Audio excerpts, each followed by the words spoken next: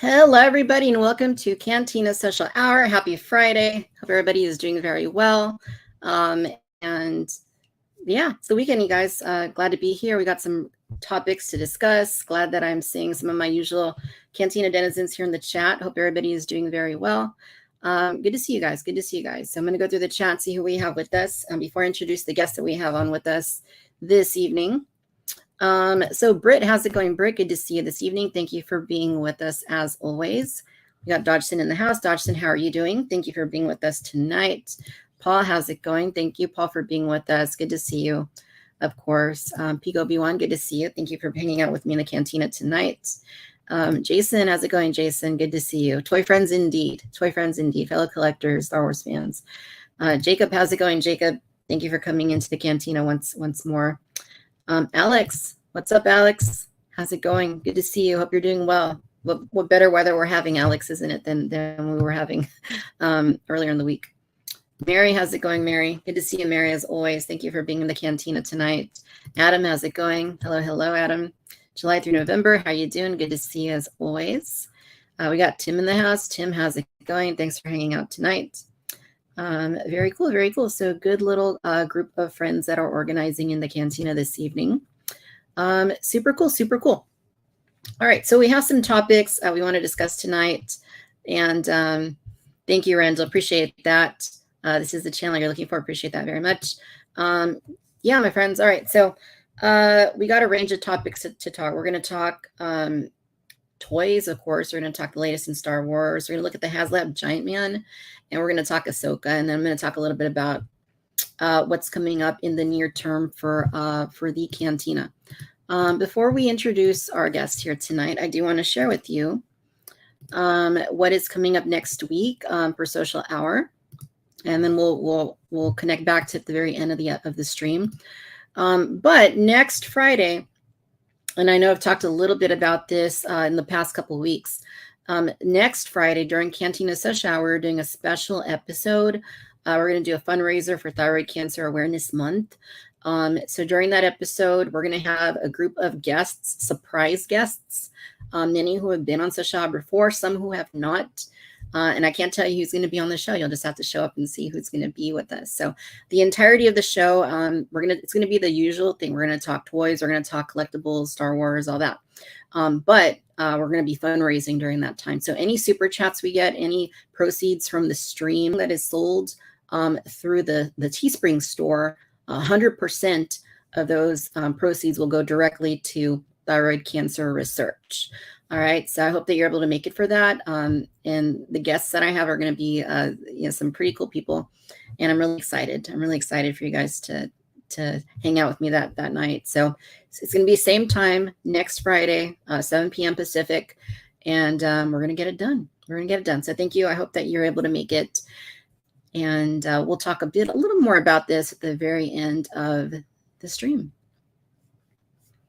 All right, very cool.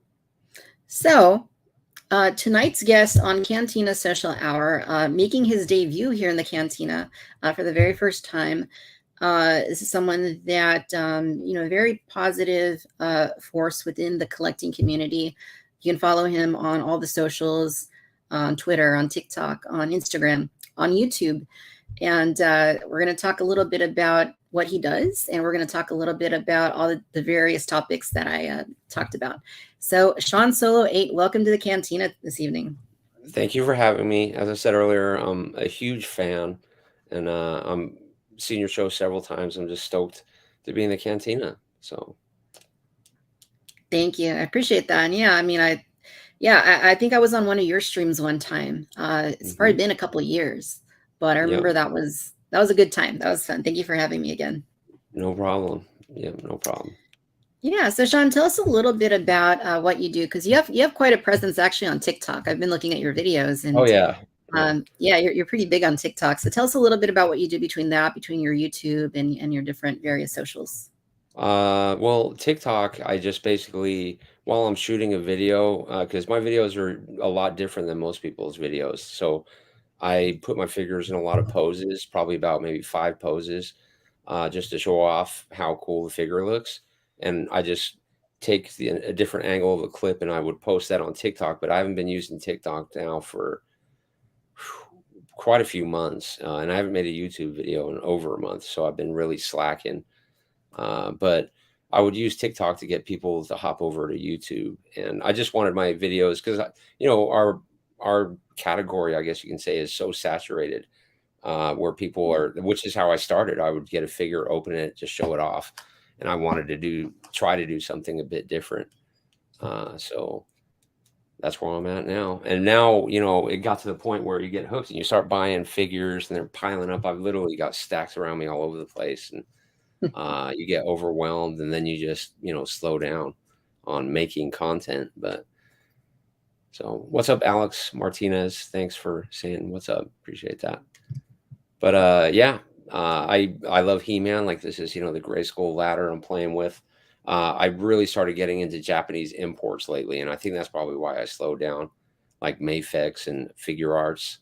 I know you're into hot toys also, and each figure being $100 kind of adds up. So I'm picking and choosing on Hasbro lately.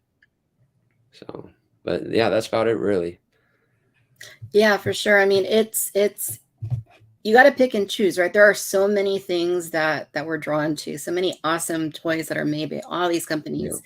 Yeah. And as awesome as it would be to have it all, we got to pick and choose and target, certain things. And I always try to remind myself of that, because unfortunately, I like everything.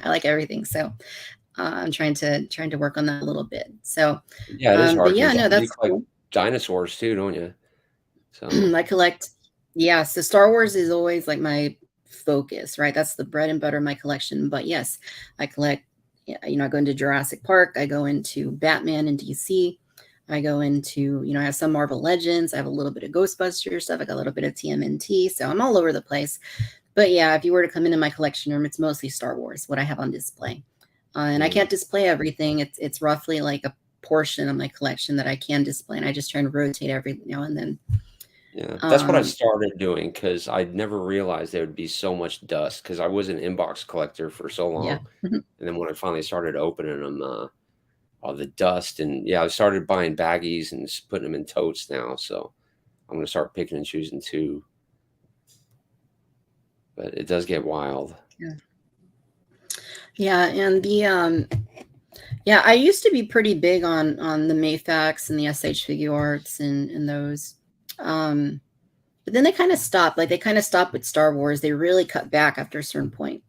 But yeah, I still love what I do have from their lines. I haven't kept everything. I have parted ways with some of my Figure Arts and Mayfax stuff, but I what I did keep, like, I really, really like, because it looks incredible. Just the shelf presence of the figures is phenomenal. Absolutely. Yeah. The main thing that attracts me to them is the articulation, because you can pretty much imagine it in your head and bring it to life, in front of you. And I love that. That's just such a cool feeling. Yeah. Somebody committed shelficide in your room, it sounded like. Yeah. Yeah. Somebody I'd probably try to throw up there. It was a, I don't know what it was, but yeah, I'm going to focus on displaying like clones. Like, I love clones. I've got, probably 50 clones up there, and Spider-Man is what I decided I'm going to try to just display at least. Oh, and Voltron. I've got like a whole bunch of. I bought that $800 Voltron, and I haven't opened it yet. Nice. So, but we got to treat ourselves sometimes. What's the most expensive toy you bought, by the way? It's something that I haven't actually shown, but it's a very recent acquisition, actually. So, like you mentioned, I do collect Hot Toys. I don't collect everything, but mostly what I collect within Hot Toys is Star Wars. But I do venture into, I have a few DC figures. I have a couple Marvel figures. The one that I got, it was, so I'll tell everybody what it is. I haven't shown it yet, and I haven't even opened it yet, but it did get here. I had to go to the secondary market for it, but it was something I absolutely had to have. So Hot Toys has been making these artisan figures. Sean, I don't know if you've seen these, but they're like, Hot Toys are already pretty impressive, but these are like a cut above the normal Hot Toys offerings. And they they pre-ordered the Joker with the artisan. You know, he's got the rooted hair. They pre-ordered Anakin with the rooted hair. Oh, yeah. The first one they did was actually Wonder Woman, and this was a couple months back. She went up for pre-order at a very random time, and there's only 1,500 of them worldwide. Oh, no way. So I was unable to get it, but you know, a seller that I bought from before, based overseas, was able to acquire some, and I had some friends in the Hot Toys collecting community that bought this figure from him, and they said, yeah, he's got the Wonder Woman figure available, and you know, it's not the best price, but it's not the worst price either, and you know, it's a reliable seller. And I'm like, yeah, I bought from him before, so I did it. I imported the figure, and I haven't even opened it yet, but that's probably, you know, it's a little scary, but yeah, that's probably the most expensive one. I don't want to say exactly how much it was, but you know, if anybody in that community knows probably what it cost. But it was, Yeah. I had to have it though. Well, good for you. That's how I felt. Like I just bought the Medusa from the original Clash of the Titans with the snakes, and I think they only made like 800 of those, and I was so excited to get that, and I think I paid like 500 for that sucker. So, but you know, I love Clash of the Titans. You know, I think 7 years old when it came out in theaters, and it just Yeah. blew my mind. Yeah, for sure. Yeah, no, it's I'm excited. I just don't have a place to display it yet, so I'm kind of waiting until I can. Oh no, poor you. Yeah, I couldn't right. imagine. That's got to be so tough. Because Yeah, because I mean, I have considering it was a DTOFs. child. Yeah, and I use the DTOFs for like the Hot Toys, but like Mhm. it's all Star Wars right now. Like my DC and my Yeah. Marvel, that they're in the boxes, so I just don't have anywhere to put them. Mhm. But yeah, this one's gonna have to be on display somewhere, so I'm trying to figure it out. I have another DTOF actually in the garage that I've had for like probably since January, and I just haven't gone around to building it because I don't really have a place for it in the room yet. I need to kind of reorganize things to do that. But yeah, no, I am yeah, that's a good question though. What is the most expensive thing you have though, Sean? I'm curious. The Voltron for sure. It's Blitzway, and like each lion, the eyes light up, and when you transform it into a robot, his metal arms actually cover up, and it's a phenomenal toy. Which I haven't. Well, I have opened it just to look at it, and I keep saying, "Oh, I'll make a video. I'll make a video," and I never get around to it. But it is definitely the Voltron, and I'm very proud of it because Nice. there's a big story behind it, really, because I grew up in England, and when I first came to America, I went to a Toys R Us for the first time in my life, and they had a Voltron there, and I was begging and crying for my parents to buy it, and they wouldn't get it for me. So I seen the cartoons in the mornings. You know how they used to have cartoons before school and stuff. And Yeah. so one day, my grandparents bought me the Voltron, and I would say they were pretty racist because they didn't really like Japanese people, and I think that's why they didn't want me to have the toy because it was a Japanese product. But in the end, I got it. So that's just a good memory of mine. And I still watch, you know, old cartoons, which is weird. So Not weird at all. I do the same thing. Sometimes I watch them. Like I was watching the Real Ghostbusters recently, and I was like, I don't remember what episode it was that I was watching. I'm like, how did I love this as a kid? Because I mean, it's still fun and all, and you know, but it was just kind of like I had a hard time being patient through it. Like I was like kind of like started looking around. And the same thing with like Pee Wee's Playhouse. Like I watched an episode of that like a year ago, and I was like, what did I love about this as a kid? It's yeah, just such it's fun, right? It's crazy, but it's yeah. But no, I miss those days for sure. The days of the Saturday morning cartoons and the cartoons really early in the morning before and after school. And I think that's what makes us collectors. Actually, is uh, the nostalgia of when we were kids and how we were attracted to these medias. And as we get older, you know, maybe we want to connect somehow. I mean, why do you think? Why do you collect? You think? you know, I ask myself that all the time. I guess I collect because when I was a kid, like I had a lot of toys. Very fortunate. But me and my sister and my brother, uh, we had a bunch of aunts and uncles, but we didn't have any cousins. My mom was the oldest in her family. So when we had a birthday or it was a holiday or whatever, they'd buy us toys. So we had like a lot of toys, and it was always like fun Yeah. stuff. And this was the time, you know, when the Real Ghostbusters was on TV, Teenage Mutant Ninja Turtles. Batman the Animated Series, all the good old, shows from that era, the late 80s, early 90s. And I don't know, it's just something that like captured my imagination, and I was just really into toys, into playing with them, creating my own scenarios and stories and imagining. And I've always had the crazy imagination, so I always was able to create like fun You stories. know, that's the key. I think it is if you grew up and you had this imagination where you escaped reality with your toys, because that's what I did for hours. It was always Hammerhead was the bad guy in my toys, and it was Han and Chewie. I didn't like Luke for some reason when I was a kid, but yeah, that's the key. It's about imagination, I think. Yeah, definitely. Yeah, no, yeah, good times. And then I think I think it was after Jurassic Park 93 that right after that I started getting serious about it. I was still a kid, but I was conscious enough about it to be like, okay, for the Jurassic Park dinosaurs, I'm going to keep the boxes. And I still have them to this day. I was like 8 and I still have the boxes. And then Power of the Force 2 came out. So I started collecting Star Wars like right after it came back.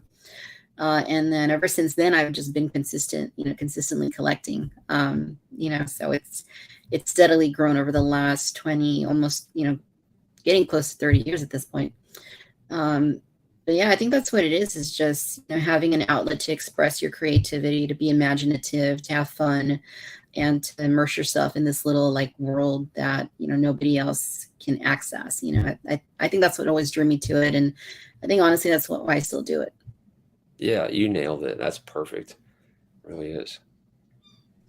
Yeah, I always say the day that it's no longer fun, the day that it's just a chore and it doesn't bring any joy, then that's the time to stop. But so far I'm still at it. I'm still collecting. I'm still doing my thing. And and one of the best things is I always say is meeting people in the community and going to events like Comic-Con or Star Wars Celebration or whatever it is, and just talking to people and making connections and just having fun. I think that's one of the best parts too, is getting to know people. Mhm. And that's what blew my mind about this is the toy collecting community. I had no idea such a community even existed. I just thought it was me always going down the toy aisles and always checking out the figures. And then finally, I made my first YouTube video because I seen somebody's random video. I was like, oh, why don't I try it, see what happens? And next thing people start commenting and you interact with them, and then you meet them on Twitter, and it's just incredible. And like I'm here today talking to you, which is incredible. Because I know I've watched lots of your videos to get inspiration, and I've seen a lot of your videos. You'd be shocked, and I miss them, honestly. I don't know why you don't do that anymore. It seems like you only will do it if you get something kind of early, which I understand, because that's what sucks about our niche is, Yeah. if you don't get it early, you have to bust your butt to make an incredible video. Otherwise, you just get buried, and it's a shame. Right. Like, when I started YouTube 10 years ago now, there was only a handful of people doing toy reviews, specifically. Many of them are probably, most of them aren't even on YouTube anymore, but it was just a few people, and you could get out there and you could express your excitement around a figure or whatever, and people enjoyed that. But like now there's just that corner of YouTube, maybe a small corner compared to, I don't know, makeup tutorials, to travel videos. I don't even know, but like it's there's so many people within that area of YouTube now that's just, me, doesn't make any sense for me to continue doing toy reviews. Like I had fun doing them while I did. And I still have thoughts, of course, and opinions on toys and stuff that are released, but I try to communicate those if I feel like it through like social media or something. Cause like, I mean, this, like the time and effort and energy it takes to put out a YouTube video is immense. The Yeah, editing, and people don't all the, understand that, especially the right. editing, because I would listen to myself, I mean, how it is, but people don't understand the hard work that actually goes into it sometimes. And when Yeah. you end up with less than 1,000 views, I know it's a lot of views for some people. It breaks your heart. And you're like, oh man, I busted my butt on that. But no, I hear you. Right. Yeah, and it's definitely got to be something you have the time for, because like I got to a point where I was just working a lot, and I went back to school to pursue my master's, and like I just didn't have any time, so I started focusing on other things. Like this live stream's easy for me to do, and I love doing it more than anything else, honestly, because I get to talk to different people, and I get to come on, be live and just Mhm. have fun, something to look forward to on a Friday night. But yeah, like I still like to do videos, but I like to focus like more on topics rather than reviewing a toy.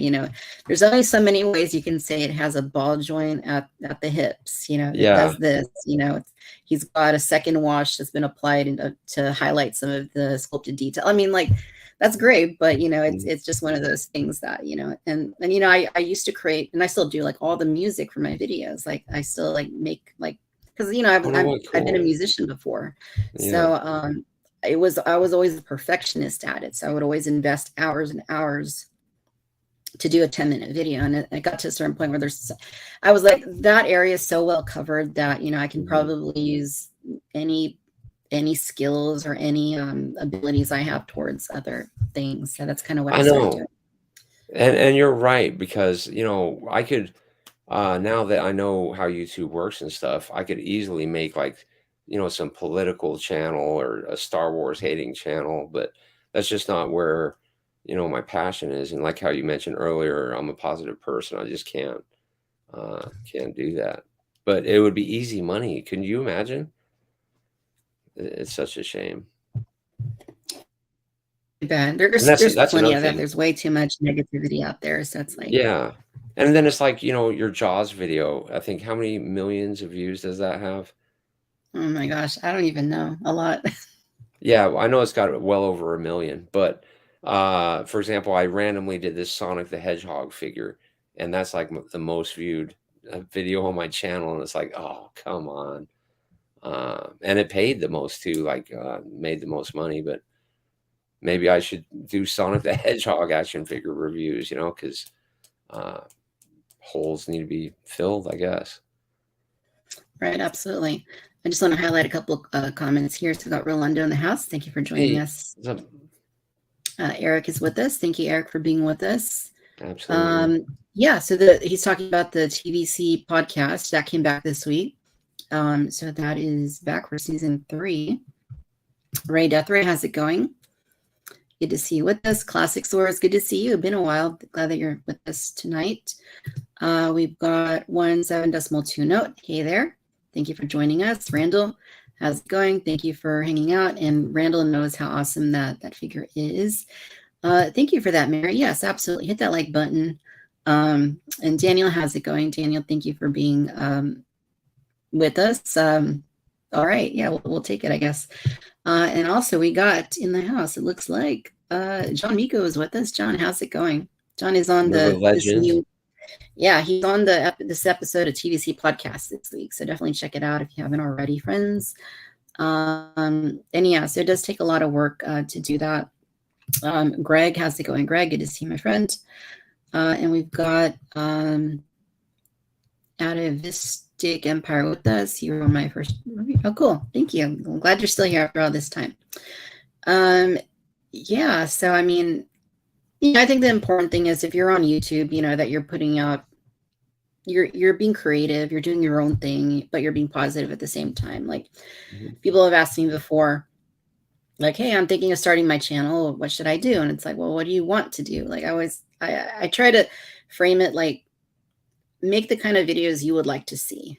If that's something that is, a detailed video that you put a lot of time and effort into it, then do that. If it's something that's not quite that, but maybe you're focusing more on other aspects of the topic, then do that. Just, whatever you want to watch on YouTube, do that. Make the kind of video you put out the kind of energy you want to receive back. Yeah. But yeah, just, and I appreciate that when people keep it positive and they're nice, because we need more of that. We need more of that for sure. Yeah. Yeah, I basically even stopped doing articulation in a lot of my videos because I figure if you just do the poses, it shows off how well they articulate. Because people will drop Yeah. off. I'm sure you looked at your analytics and stuff. So lately I've been trying to just skip all the garbage, but I need to go back to work on it because, I have put in, I think I've only been doing it like 3.5 years. Not like you've been over a decade probably. You're like Shartimus Prime, probably, aren't you? Yeah, I think he was one of the ones that was around back then. It was him, Sean Long, and Pixel Dan was around. Who else? I forget. There were some people doing just Star Wars, but they're gone now. I haven't seen them in years.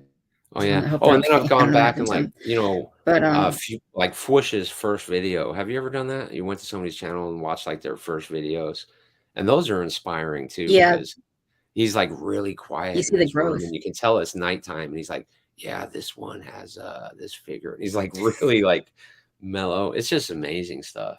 It's Yeah, you can see the growth for sure. And that's what Mhm. it's YouTube is a journey, right? Where you Yeah. start isn't where you're going to end up. And I when I go look at my initial videos from 2013, like I'm like, oh, it's just such night and day, like compared to what I would do now if I were still Mhm. doing reviews. Yeah. But yeah, no, it's definitely fun. It's an experience, but YouTube is fun. I think there's some aspects of it that are not fun for sure. You get a lot of some people get a lot of negativity, or they get people that are just there to troll or whatever, comment on your Yeah. appearance, or comment on, the way you sound, or comment Mhm. on, like, whatever the questions you're asking, or just whatever it is. But, you just Oh got to yeah. filter that Yeah. out and, I just, just feel bad for them because, they go out of their way to say, the dumbest things that they must really have like no life at all. It's a shame. It really is. yeah, it's too bad. But And hey, another thing I was thinking too, that, there's a lot of gatekeepers in this community, which really irritates me too. yeah. And I can tell that. And I think it is stronger. I know I may offend some people that watch your channel on the vintage collection side. I think there's people that feel like, some people don't deserve, this and that. And I think that's kind of wrong, that mentality.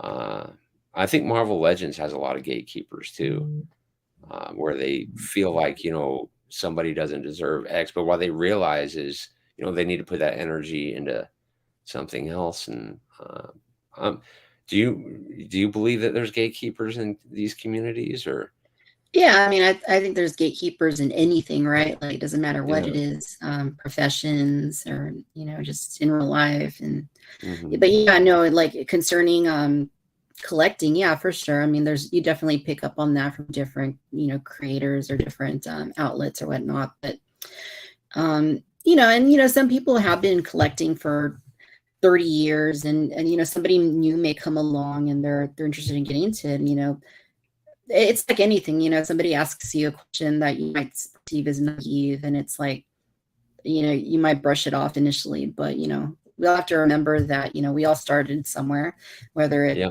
it's, being a content creator, whether it's being a collector, whether it's being a fan, and just kind of embrace everybody. Everybody's there because they're excited, because they're happy, and they enjoy whatever it is that we're doing, or, the hobby, or the film, or whatever it is, the Yeah. collectibles.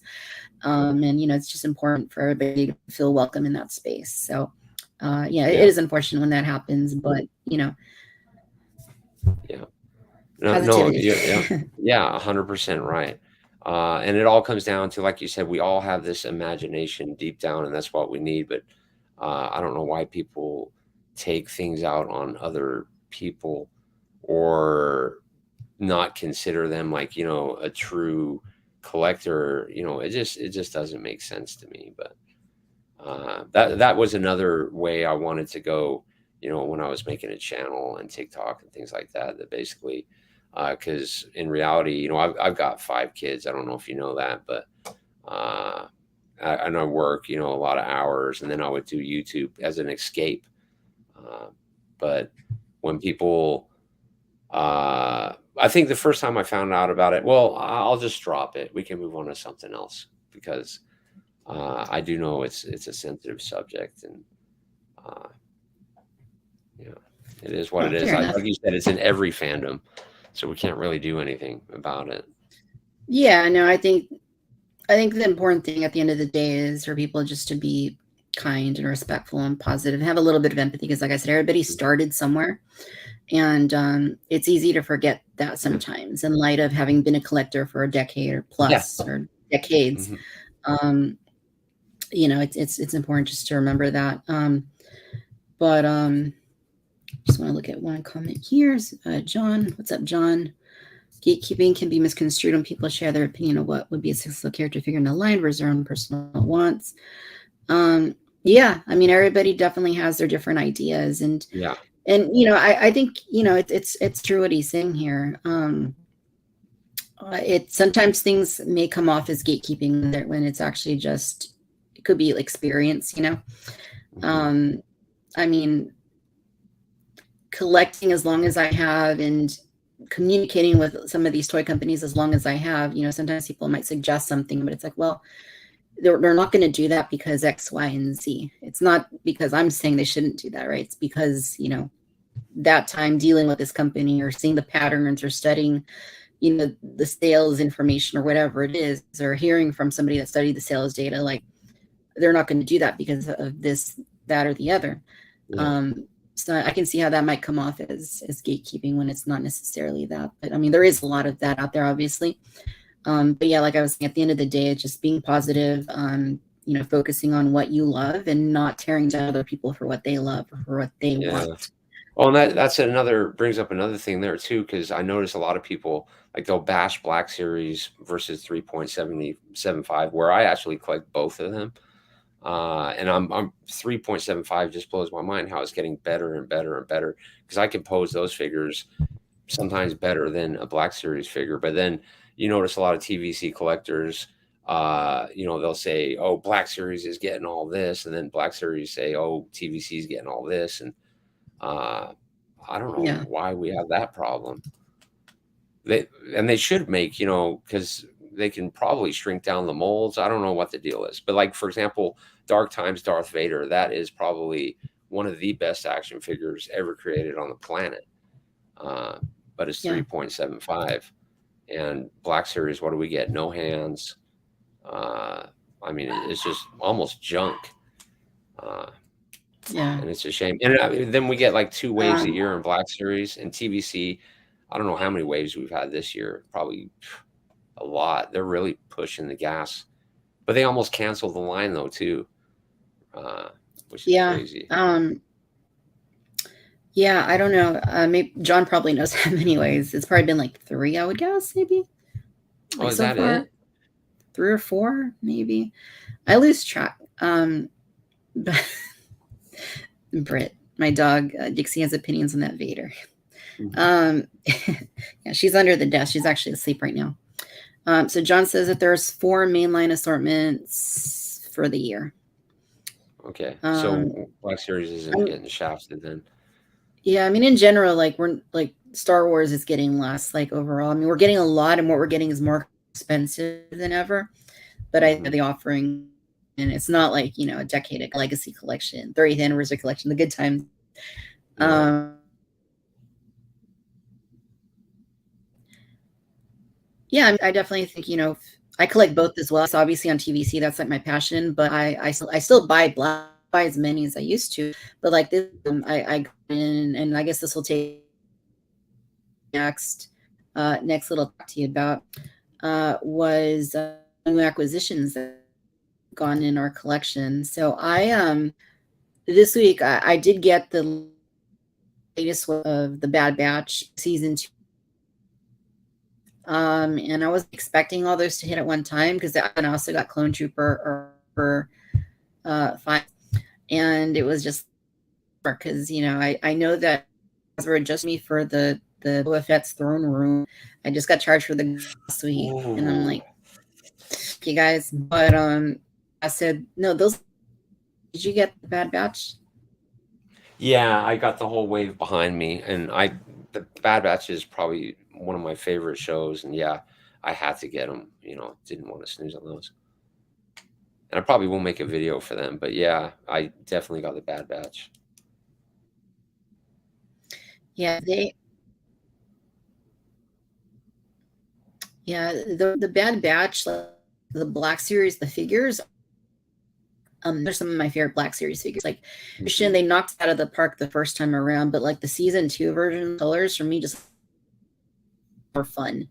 Yeah. Little space on the shelf. And they Like didn't charge just deluxe for Wrecker, which is really weird. But yeah, for TVC, that does irritate me my that all acquisitions for they've Black Series released get is anything. Hunter. True. I finally broke and got this guy, which my favorite Spider-Man, Mayfix Scarlet Yeah, Spider. it's definitely another conversation. Is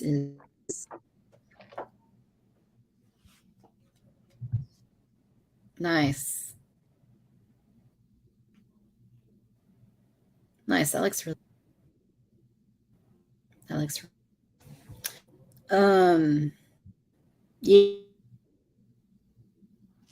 You ever fun with TVC when they like that's one question is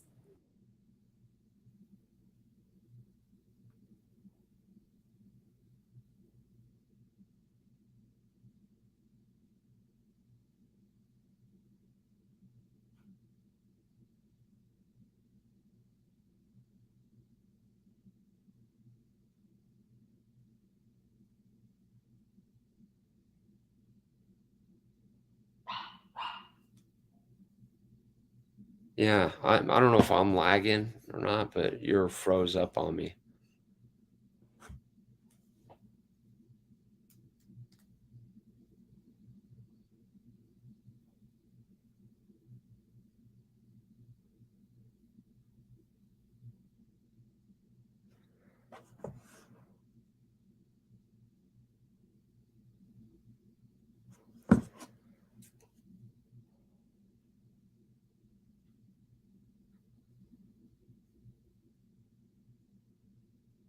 Oh, is it Victoria that's lost?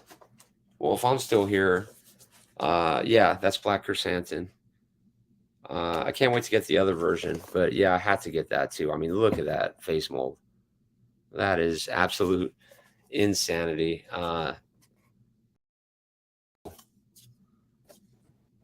Oh, Victoria's back. Hey, I'm back. Sorry about that, guys. As I always say, we're live, and anything can happen when you're live, and especially here, it does tend to happen.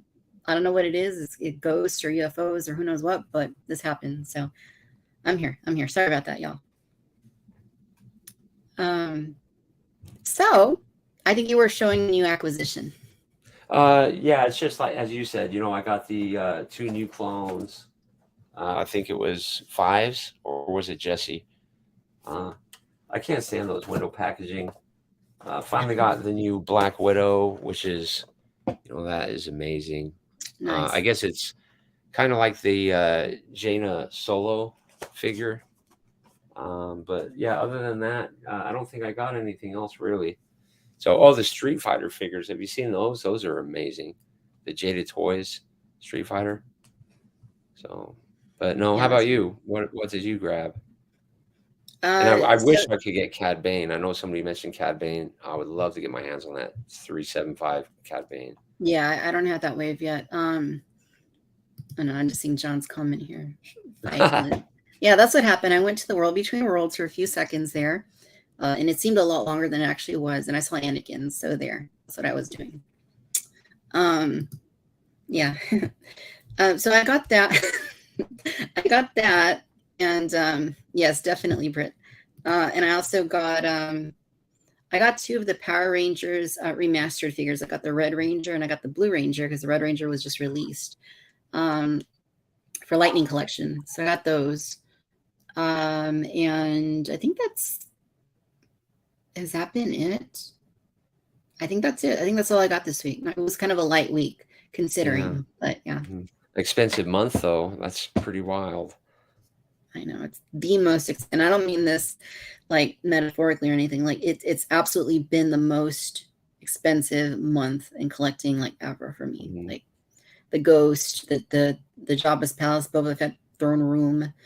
I had to start like canceling some of my orders because I couldn't get it all to process this month. Like the N1, I was so excited for that, but I had to cancel the order because I got to wait. What else? The retro collection. I had to post like Return of the Jedi Wave 2. I had to postpone that. The what else? The Jabba's the Hutt Black series. Like I had to postpone that. Yep, that's another one I have to wait Yeah, too. it was just too much all at once. So I I'm know gonna that's wait. to me, it feels like Hasbro wants like a monthly car payment from their customers. They want like, I think they figure in their books they can get $500 a month out of each customer. And I think that's what's going on. And they try to make it consistent, which is a shame. Yeah, definitely. But some people buy expensive trucks and they pay $800-900 a month, for car payments. And yeah, I truly believe their goal is to get $400 to $500 a month out of each customer. Maybe it's just it's tough, and I mean like toys cost the prices on stuff cost more than it ever has, or on anything, not just toys, on anything. Yeah. And it's like our incomes aren't necessarily keeping up with that. So it's sometimes like, Yeah. okay, well, That's probably why the shelves you can always find figures on the shelves now. It's crazy. Yeah, it's gotten better. Distribution's definitely better than it's been in a while. Mhm. But yeah, no, just going off on a tangent back to TVC, like that's my biggest gripe. And I think I was talking about this before I went to the World Between Worlds. The way that they sprinkle in figures and then make you wait years, like Hunter from the Bad Batch, to get more of them is just the worst thing about the vintage collection. Like that kills me. Oh yeah. Like with Andor, it's like they did 2 versions of Andor. One of them they had the wrong legs, and then they did Vel, right? And then it's like, okay, like first of all, those aren't the most interesting characters like to make in TVC to begin with, and then they don't work together because they were never in a scene together wearing those outfits. And then there's like nothing, like there's not even any like pipelines or nothing. So it's like at that point I kind of start feeling like they should just stop and focus on giving us things they've already started, like finishing the Solo crew, finishing the Rogue One crew, finishing the Rise of Skywalker crew, things like that, where at least we have some of the figures, and then we just need a few more to finish that group, because it kills me when they do Hunter and then there's not even like there's no idea when the next one's going to come. It just can't work that way. It's got to And be I'm a little shocked they bit can't do more. an exclusive deal with like Target or Walmart to make those, because that's what they claim they're doing with the Black Series, is doing these store exclusives, and that's how we're getting these figures. So why they can't do Yeah. that for TVC? Aren't those what I mean? usually like when they do that, at least for TVC, I don't know about Black Series, but usually when they do that, it's like it's not all new figures. It's usually just like retools or repaints that they're sort of working in, like the Bad Batch season 2. Yeah. Well, when it comes to Marvel Legends and Black Series, it seems like, well, for Marvel Legends, like for example, well, I guess you're kind of right, but cell shaded Spider-Man is probably one of the most expensive Marvel Legends out there, and Doctor Strange, all these big characters are store exclusives, and it just doesn't make any sense. I've got 2 Right. little multi-poos, so if she keeps barking, I'll go give her a treat or something. Oh, no, that's okay. I have mine under the desk right now, but she's asleep. I was thinking she was going to start barking when she heard yours, but she hasn't. So,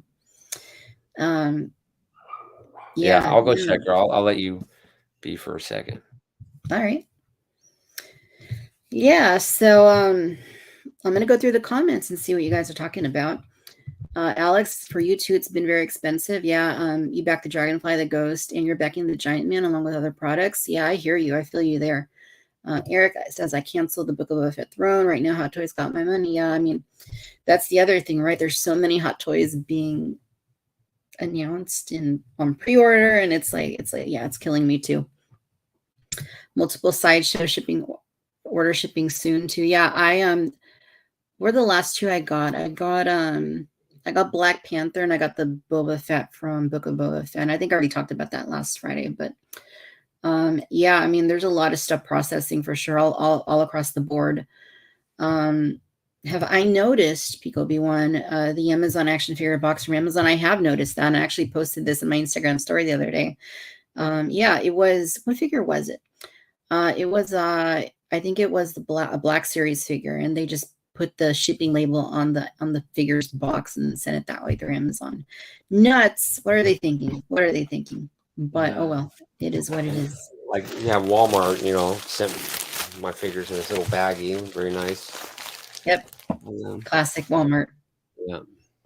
Yeah, that's how my TVC figures always come from Walmart, in those plastic bags. And it could be one order of 8 figures and they'll ship them like separately in their own bag. It's like, Yeah. why? Yeah. Yeah, that Bad Batch set, because I did get the whole set plus a clone trooper, but yeah, each thing came in individual boxes or bags. Silly. Yeah.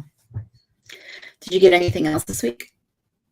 I think that is it. Well, I mean, I could show you individual Bad Batch figures, and Darth Malik finally came in. Or no, that's not him. Where's the big guy? Where's Darth? Oh, here he is. This guy looks cool, don't he? Did you pick him up? Yeah, I got him last week. Yeah, he looks cool, and I guess he has all new leg articulation, which I'm interested in checking that out. Yeah, he's good. He's huge. Yeah, but no, that's about it. Yeah, him and like that little group of Knights of the Republic, they look amazing on the shelf. I have him next to Malik and Bastila and Nihilus and Revan, and they just look really cool together on the shelf. Yeah. I love Nihilus. I wish he stood a little bit better. My Nihilus has a problem like falling all the time.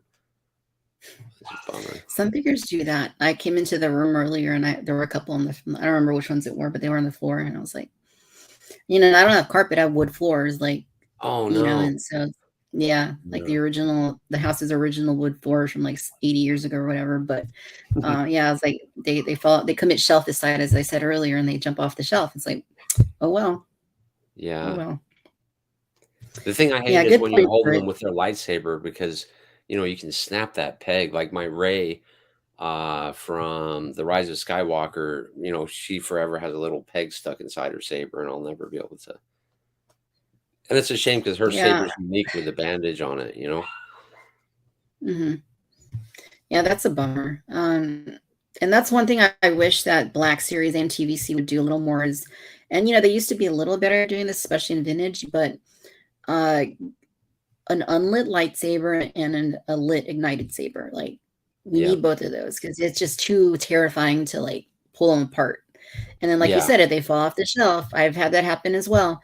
The saber can break, and then you're left with the peg stuck in the hilt, and all you can really do is super glue it, because that's so they need to at least give us those hilts. We're not asking for much. I know it'll cost them 3 more cents, per figure, but hey, we're already paying $16 for a TVC. We're paying $25 for a Black Series. So yeah, and for them to think they were going to do TVC, because originally didn't they put out like promo shots of TVC without windows?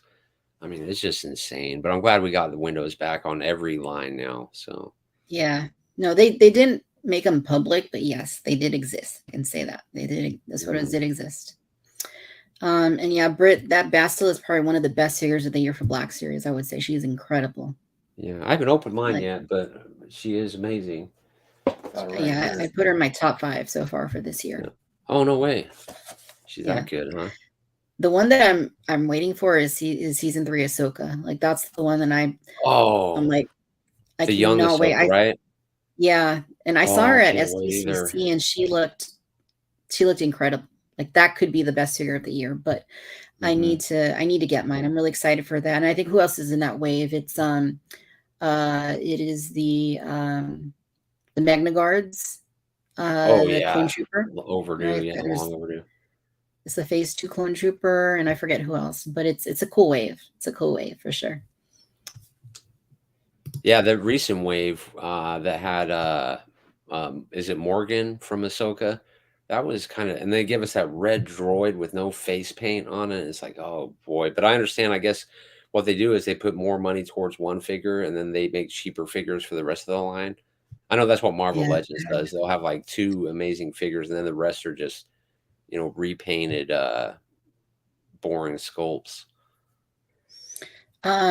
Is that accurate though to Ahsoka, where it doesn't have much face paint for the HK droid? I don't know, but it looks like even the little plug that comes out should be silver, and the little face mask, because I have the HK droids from the other one, and those are phenomenal. Those are good. Yeah, really good figures, and that has a lot of paint on it. But I don't know. I need to get Yeah. one in my hands, but for now, as you said earlier, you have to pick and choose when everything is so expensive. So right now, I'm passing on them.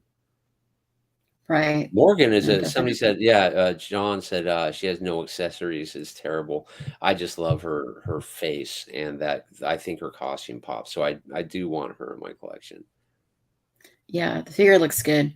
But yeah, she needs to have, like he says, like the map at least. Like that would go a long way. Like our things are Oh, a the little little round. ball? Like, Do you think she yeah. is a Night Sister? Do you think she's maybe Mother Talzin reincarnated? No, I don't know about that, but yeah, I think she's definitely a descendant of the Night Sisters. Yeah, Hopefully we'll 'cause, learn a little bit more. Morak, right? He could have been Savage Opress, reincarnated maybe, who knows? Maybe.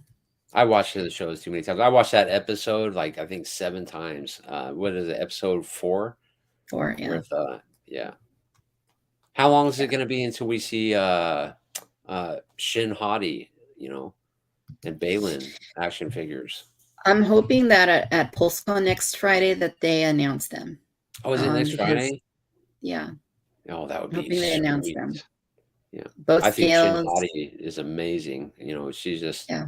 such a cool character, the way she moves, and, I did some searching on her, I guess she's, from Ukraine, and she's, like, very active over there, for support and stuff, and I thought that was really cool. I had no Yeah. idea. And then, of Yeah. course, So I hope they Morgan is announce Bruce those. Lee's mom or daughter, right?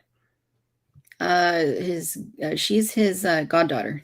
Goddaughter? Okay. I thought it was his straight up daughter. 'Cause I know Brandon, he died making The Crow, Yeah. and I thought maybe, that was his sister or something like that. All right, so let's transition over to the one thing that was finally shown this week for Star Wars collectibles in terms of Hasbro Star Wars, Mhm. and that is the Obi-Wan Kenobi, finally, Obi-Wan versus Darth Vader showdown set. Yeah. So they pipelined this 2-pack forever ago, like seriously, it was like early this year, I want to say, like really early this year. And finally, are we getting around to seeing what it actually looks like? So we knew it was going to be a 2-pack. We didn't really know more than that. But yeah, this is essentially it right here. This is from Yak Face's Instagram. So we have both Darth Vader and Obi-Wan from the series recreating their showdown moment. So are you going to pick this setup, Sean? Did you get a chance to pick it up? You know what? I've seen all the posts and I zoomed up on them, and to me, I don't like the way the figures actually look to me. They look just off. Like they wouldn't make a good display, but maybe if you're opposing them, fighting them, or I don't know. Usually the photographer's really good at making scenes to make the figures pop. But something about these seem off to me. But yeah, I will pick these up. So Yeah. Yeah, it's I mean, I'm mostly a completist of TVC. The only thing that I've passed on so far was the Boba Fett slave one from the Book of Boba Fett because it just didn't seem necessary to me. That's the only thing I've skipped. But yeah, so I mean, obviously I will pick this up. I did pre-order it. And yeah, so I mean, I mean, I know what you're saying. Like Vader's head looks a little, I mean, maybe the final product will look a little better, but it does look a little, I don't know, maybe a little off, but I know they're working within yeah, that era that's kind of between the prequels and the original trilogy, and they got to fill in the blanks a little bit here and there. yeah. But I mean, yeah, it's I think the Obi-Wan looks really good. He looks like a shrunk down Mhm. version of the Black Series figure. Yeah, which I did Um, pick up and I haven't opened. So yeah, you're right on that. yeah, so But he is even with nice. the helmet on, where you can see the slice, it looked like his head was down like too far. It just looked weird to me for some reason. I guess once somebody gets it in hand and we can see a closer look. And again, Yeah, like I was saying, I don't know if it was shooting Galaxy did these photos or not, but they just didn't do it justice for me. yeah, See, that one looks cool. That's a cool shot right there. yeah.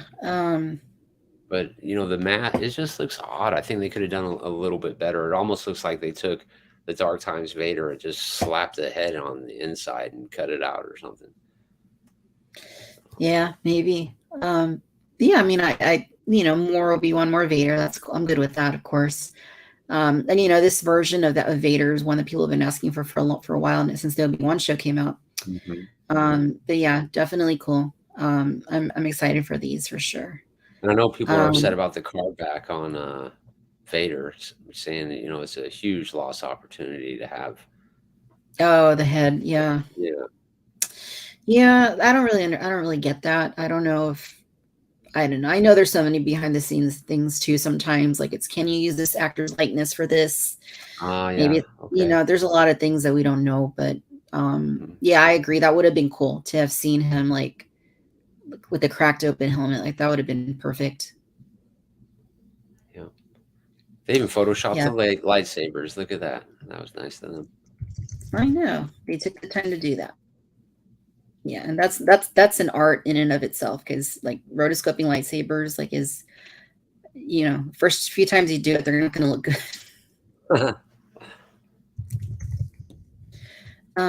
Cool. So was that I think that's the only thing we got from Hasbro for this week in terms of new images or new things to look at until we get to PulseCon next week. And then I imagine I think they did a Droid Factory one. Didn't they do some Droid Factory? I think they did one for that. And I know Black Series had that Christmas wave that they showed off, which people are already picking up. Yeah, those are you can order those already. They had that snowman one, which looked cool. Yeah. Because I love them. I was a sucker. The first wave they did, I bought them all, and it was fun hunting those down too. Yeah, the $40 too. I see a couple of people talking about that. Like, yeah, that's a little much for the 2-pack, considering that these are both seemingly they're largely retools and with repainted aspect. Like $40, like it's a lot.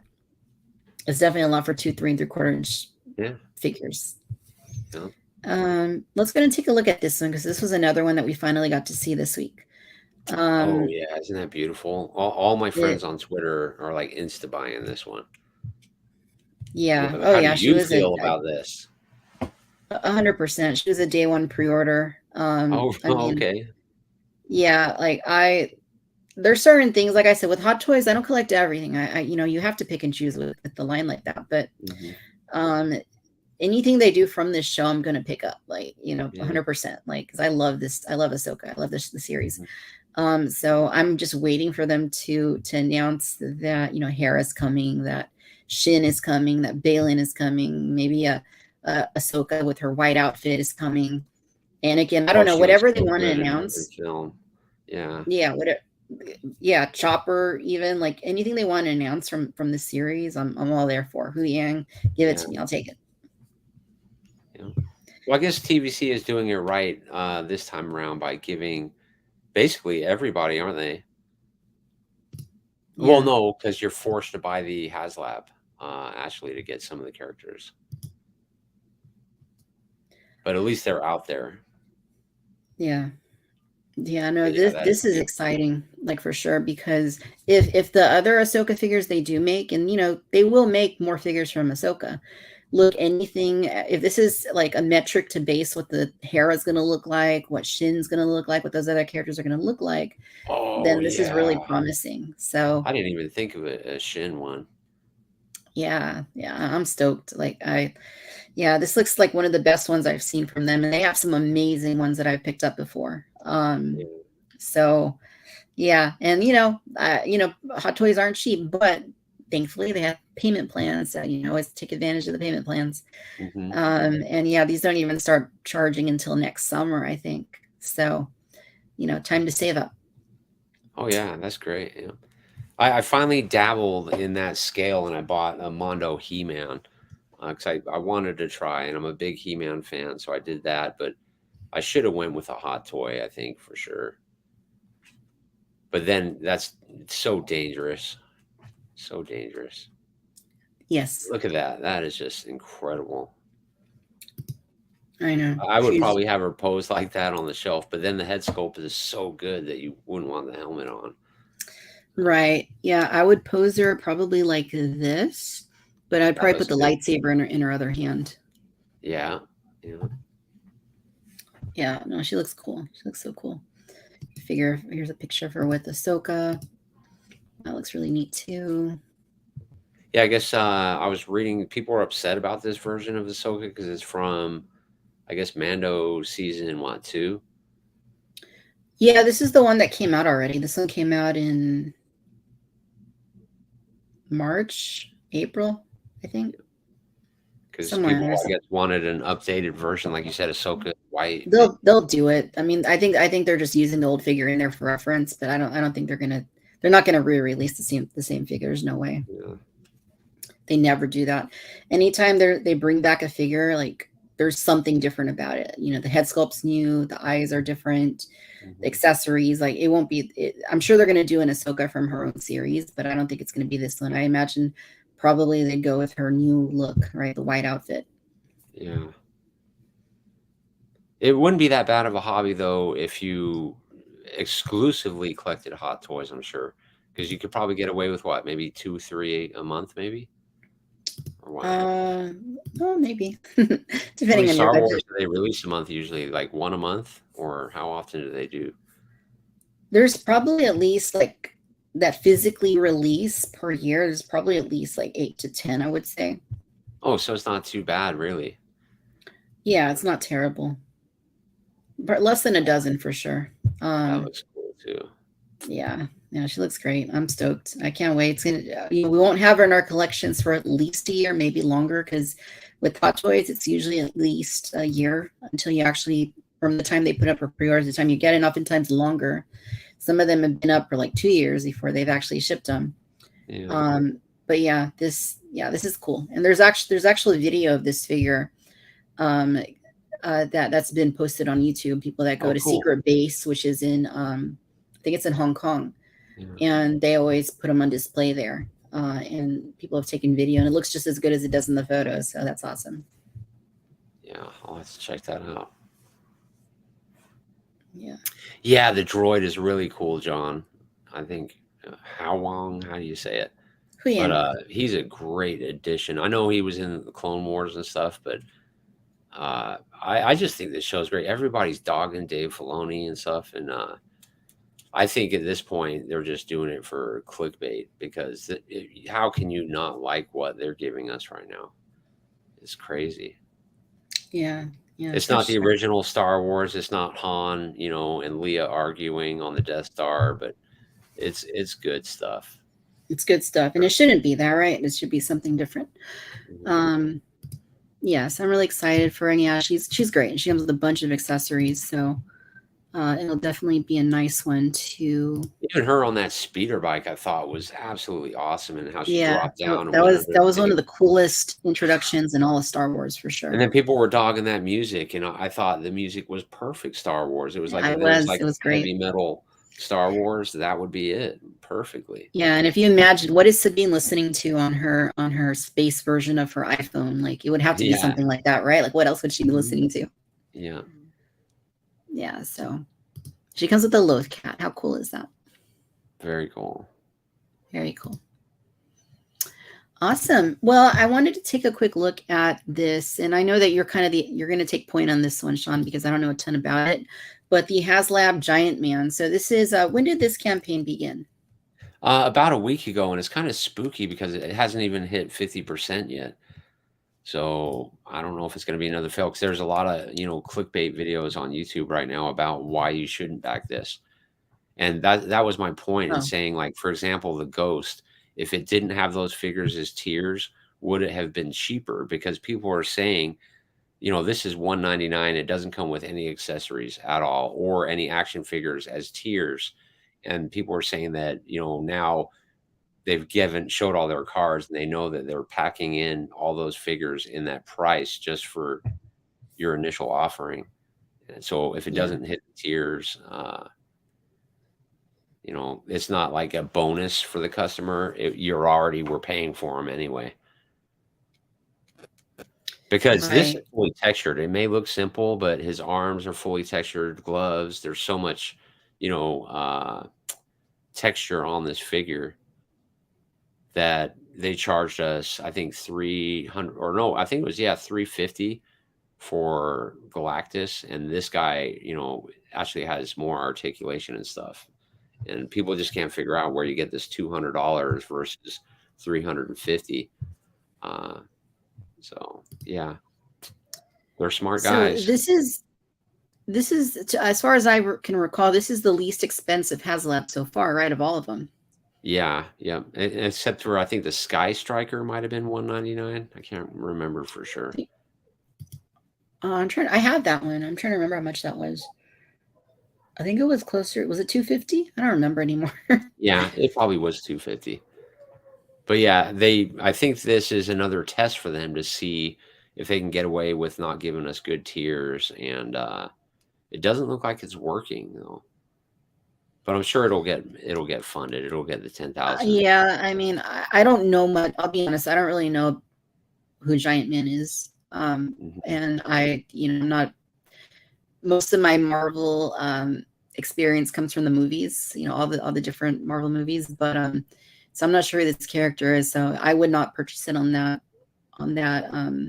based on that. But if anybody wants this, I would certainly say, anything that is a HasLab is something that if you want, that's the cheapest point you're ever going to get. It's never going to be less than what it is during the HasLab time. And this looks cool. So I hope that I'm sure it will fund too, because it's, from what I don't know anything about this character, but it is $200 and it looks like it's almost halfway there in terms of backers. So I think it will fund, and I hope it does for anybody that does want it. But yeah, it looks cool. Does it say how large Giant Man is? He's 24 inches. So a big He's 2 pretty foot. big. He's a little bit shorter than Galactus, which he shouldn't be bigger anyway. And he's like, he's the older guy. If you've seen Ant-Man and the Wasp, he's the older guy that actually makes a costume. But if you look at the tiers on here, you'll see what I'm talking about, how people think that past HasLabs have been, basically packed in. Because if this had maybe 4 figures for tiers, would this have been $350? And that's where people are coming in at on this. So who is this character then? I can't remember his name, but he's Michael Douglas. Who he plays. Oh, Michael, Hank Pym. Yeah, that's who it is. Okay, got it. Again. You know what? Okay, yeah, no worries. Yes, I do remember from in Ant-Man, like I don't think he's referred, like Ant-Man himself, I don't think he's referred to as Giant Man when he gets really big. But I know that the figures that Marvel Legends did were called Giant Man. So okay, that kind of makes sense to me. And this seems like it's a comic book version of Giant Man. Okay, so that makes sense now, Sean. I think I understand. Yep, Hank Pym, they're saying. Yeah. But people were really hoping to get the Wasp and stuff. But no, yeah, like you're saying, if you like it, back it. I think it's a fair price, and you do. It's just a massive Marvel Legends, basically. Yeah, it's pretty big. 24 inches. Greg, was Cookie Monster 200? I don't remember how much Cookie Monster was. I know he didn't fund, but I don't remember how much Cookie. That's just such a random thing too, right? Like thinking back, like Cookie Monster was a HasLab. That's kind of funny. Yeah. I wonder if it shows on the app. Yeah, that's pretty cool. Pretty cool. Again, not for me, but I definitely hope that it gets funded, because the more HasLabs that fund, I think generally that's better. Yeah. Yeah, they took Cookie Monster off of there. I'm sure we could find that somewhere. Yeah. All I know is he didn't fund, but he looked cool. I didn't buy it or anything, but he did look cool. Yeah. All right, cool. Well, let's go ahead and switch gears here a little bit. Let's go ahead and talk a little Ahsoka now. My dog. They're having a good time. Well, it's one of them. They got 2 sisters, but one of them like barks at everything. So I'll call her. Yeah, so we're going to switch gears here when Sean gets back and talk a little Ahsoka. Talk about episode 5. Have you guys seen part 5? If you haven't, of course, spoilers as always. I'm sure that if you're here, you probably have seen Ahsoka part 5. So that's what we're going to be getting into here next, is talking about that latest episode of the show. So there's a question for you here, Sean. I know you explained it earlier, but Britt wants to know what the ladder is in your hand. Oh, it's Castle Grayskull. That's what it was. Okay, I forgot to. Nice. All right. Very good, very good. So let's talk Ahsoka. So how many times have you seen episode 5? This one only 3 times so far. Same here, So 3 times. yeah. I was watching it just before I came on here. I posted on Instagram earlier today, like, I'm very, very, very happy right now as a Star Wars fan. Like, this episode for me was like peak Star Wars, because not only did it have the Chosen One himself, the main character of the entire Skywalker saga, not only did it have the Clone Wars, Rebels, the spiritual aspects of the Force. This thing had it all. Like when I think of Star Wars and what Star Wars is, the battle of good versus evil, and the pursuit of second chances and making good choices. Like, this episode had it all. So that's even before you get into the details of it having Anakin, having Ahsoka, having the those flashbacks. I mean, because that was amazing. That was absolutely amazing. But just the story that was told in this episode, for me, that was peak Star Wars. That's what made this episode really, really, really, really special. What were your thoughts? Yeah, just exactly what you said. And then seeing Hayden Christensen do his little twirls with the lightsaber behind his back and slicing through the floor, and then seeing Rex, and then the Battle of Mandalore. Oh my goodness, it was just, my brain just kept exploding. It was nothing like on the level, I think, of seeing Luke at the end of the Mandalorian, but it was just, for me, excellent Star Wars. And I hope they keep going and they can ignore all the haters out there, because these haters, why are they still watching it even? I just don't understand, because they're actually crazy. And then the deep fake, I don't know what they did, CGI, to make Hayden look as young as he did, is just phenomenal. Yeah. And we need to see, Clone Wars Kenobi now for sure. Yeah, that would have been cool.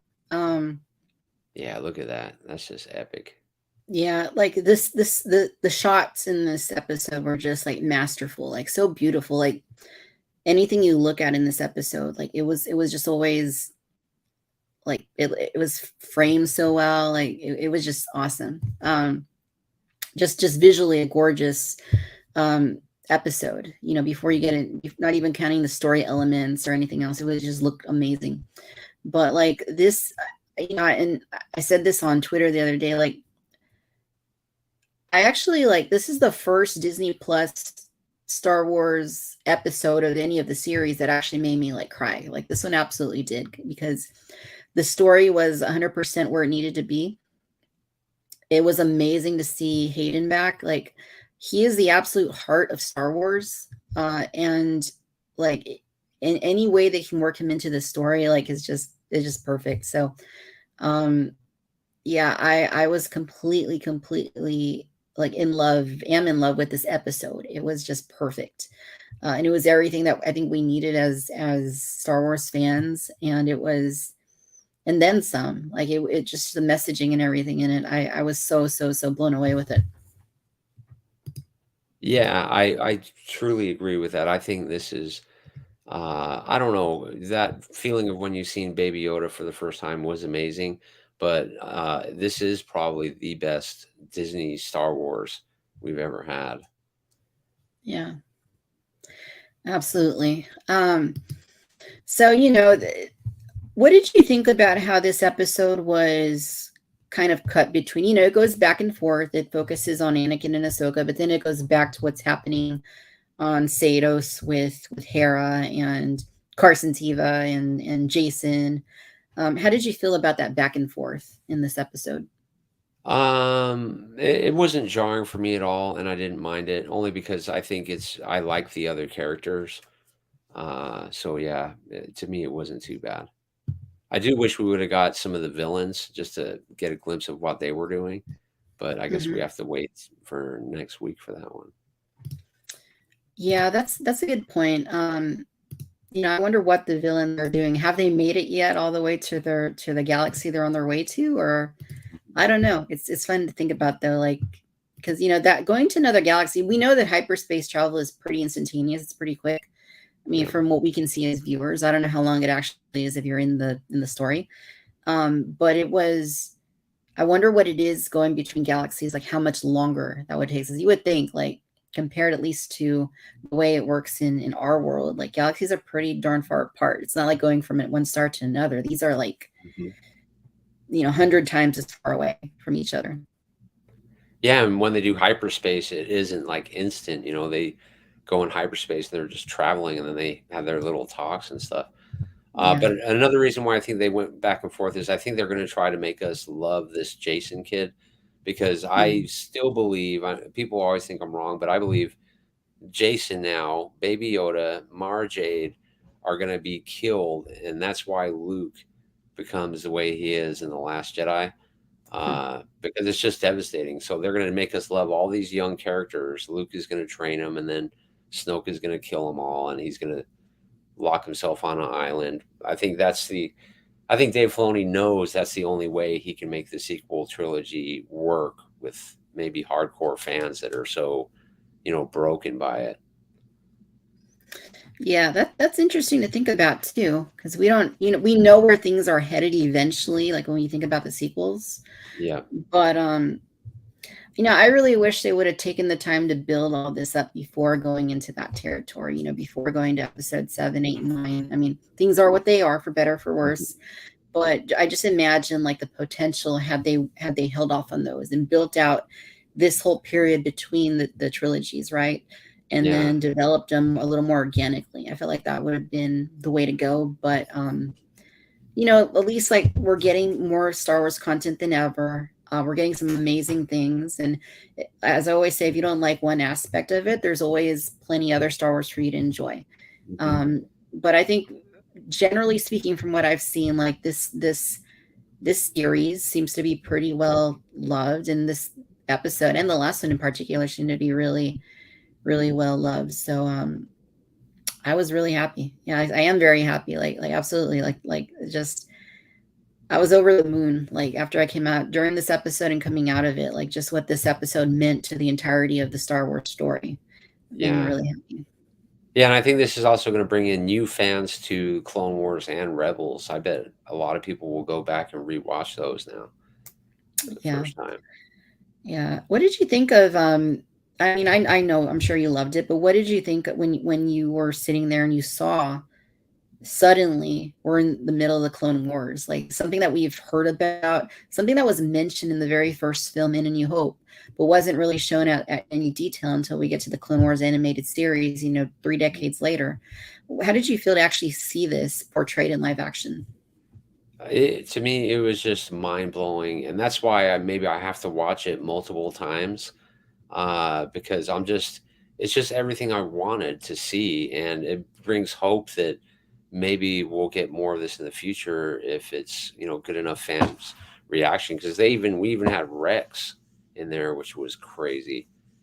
But clones, they're my absolute favorite. I think the girl that played Ahsoka, her face looked kind of weird to me, but I'm sure it's just because of what we're used to. We're used to seeing Ashley as young Ahsoka, and but no, I think it was just phenomenal. It really was. And her Yeah. lightsaber skills looked a little bit better than Rosario's, which was funny. Like when she's spinning around, and she only had a couple scenes, but this girl is dynamite. I hope they make a movie, kind of like the Clone Wars movie. That would be cool. Yeah, that would be cool. And I know, of course, Ahsoka's fighting style has changed over time.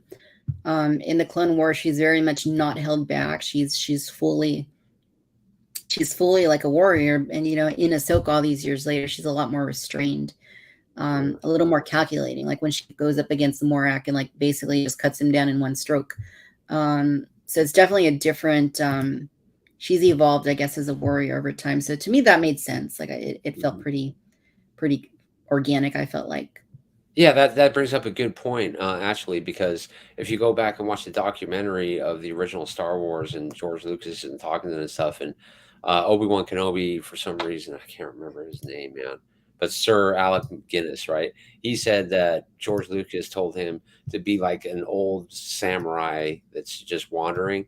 And we see Mhm. Ahsoka, and she's doing like, holding her saber like this and doing these samurai moves. And to me, Yeah, that's what George Lucas wanted. And I bet Dave is so proud to show George, what he's created, because this is your old westerns, your old samurai, your old Saturday, uh, TV series. I mean, it's just right. everything about this is Star Wars, and it just really blows my mind. I mean, look at that scene right there. That's incredible. It is just crazy. Yeah, like seeing him in that armor was awesome. Yeah. Um, and that is one thing that Hot Toys did do, to bring it back to Hot Toys. Like that is one Hmm. thing that they did do is they made this figure like in that Yeah. exact outfit. So They almost got me on that one. And then the yeah. Sith Eyes one, I would love to. Do you have the one Anakin in his basically Revenge of the Sith costume? Yeah, I Sure have you the do. regular version, the Revenge of the Sith one. I don't have the dark side version. Because both of those were released together, or near Ooh, together back in 2018, I want to say. yeah, Something like that. But yeah, so there's two versions of it. There's the light side version, the dark side one. I have the light side one. Perfectly happy with that. But yeah, I have to think that they're gonna come out with, another one pretty soon here. yeah. Hmm. Yeah, it seems like everybody in the chat, they're all game for a Clone Wars movie. That'd be They can awesome. do it. It would be. That'd be incredible. But then it's not episode, what do you call it, right? It's not episode 2.5, right? What would it be? Yeah, Would it that be was my Star first Wars? thought. Episode 2.5. Yeah, it'd have to be something that's not focused on like Anakin's story, right? Not focused on his, because that's the prequel, right? The prequels, they're basically his descent into the dark side. So Yeah, this would have to be something that takes the focus away from him and be more focused on maybe Ahsoka or maybe focused on other characters outside of Anakin. But yeah. it's Maybe, doable. It could definitely be maybe done. Kenobi, maybe they could do, well, I don't know, because Kenobi's all the way through all the films too. And Qui-Gon Jinn wasn't around, so Yeah, could be Ahsoka and I don't know, Barisoffy or something, or I don't know, some aspect that we haven't seen portrayed in the animated Clone Wars. That's yeah, a pretty pivotal mission or something. yeah, It's doable. It's definitely doable. Randall says it would have to be like Rogue One. Yeah, something like that. Something that doesn't focus. Yeah, Obi-Wan and Anakin could be in it, but they wouldn't be able to be the focus, right? For it to not be episode 2.5, it would have to be something that yeah. focuses more on a different aspect of Clone Wars. Yeah, as soon as Randall said that, that's the first thing I thought of is, yeah, they could just do an epic solo movie. And could you imagine we're gonna have Kenobi, Anakin in this Clone Wars, hour and a half movie? People would flip, and it would easily make $1 billion, probably. Right, for sure. Maybe Oh yeah, Captain Rex, Jason. That's not a bad idea. Captain I Rex was. story. That's funny you mentioned that because that was going to be my next point. Like, what about a Captain Rex movie? Yep, and then they can, like John said, they could sprinkle in the love with Anakin turning to the dark side slowly. Have that shot with Asajj Ventress on the cliff from the I can't even ever say that guy's name, Travansky or whatever, Clone Wars. Tartakovsky. Yeah. Yeah, that would be cool. Like the movie could just be called Rex, right? And it's like he's the main character Oh in the yeah. story. And yeah, we see Anakin, we see Obi-Wan, but maybe he's on his own like mission undercover or something where he's separated from the Jedi generals and he's got to Yeah. do his own thing with the 501st. Hmm. Ahsoka somehow comes into play and she plays a more pivotal role than Anakin or Obi-Wan. And like I think that'd be pretty cool. That'd be a cool story. I'd love to Yeah. see something like that. Yeah. Because they could do these like Mission Impossible movies, if they wanted to. They could just boom, boom, boom, boom, boom, boom. Just different stories every single time. You need to be in the writer's room, I'm telling you. That'd be fun. I know, Yeah, that's another thing I don't get. Why don't they have fans writing these things? It drives me bonkers. Filoni is a pretty big fan. Yeah, and that's why we got this, Yeah. Absolutely. Yeah, like I'm all for that. I mean, like when I think of Star Wars, like my history with Star Wars, I wasn't around when the OT was out. Like that, that was before my time. But I was familiar with those movies. Like I started collecting during the Power of the Force days. That was right before the prequels came out. When the prequels came out, like I feel like I was like the perfect age for them because that's when I was like middle school, moving into high school, and that's when the prequels were coming out. And then so I mean I love those movies, and I loved the Clone Wars.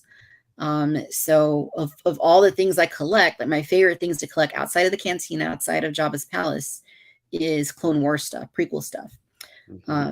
figures of those characters. Those are my absolute favorite things, outside of the Cantina and Jabba's palace. But like I would be 100% there. It would be the greatest. I mean, for me as a fan, that'd be one of the greatest things ever to see a movie like that. So let's hope. Let's hope. Yeah. Yeah, I was lucky enough. I was born in '75, so my mom claims saw Star Wars in the movie theater, but I do remember seeing The Empire Strikes Back, and that's what after that, I was done. I think I was like 7 years old, or maybe six. But we seen it in the movie theater because back then you had to stand in line, and then we went right back in line and watched it like immediately after. And it's a good memory of my older brother because he paid. And of course, I had the Kenner figures, and yeah, I was sold, and ever since then, I've never looked back. Been a fan ever since.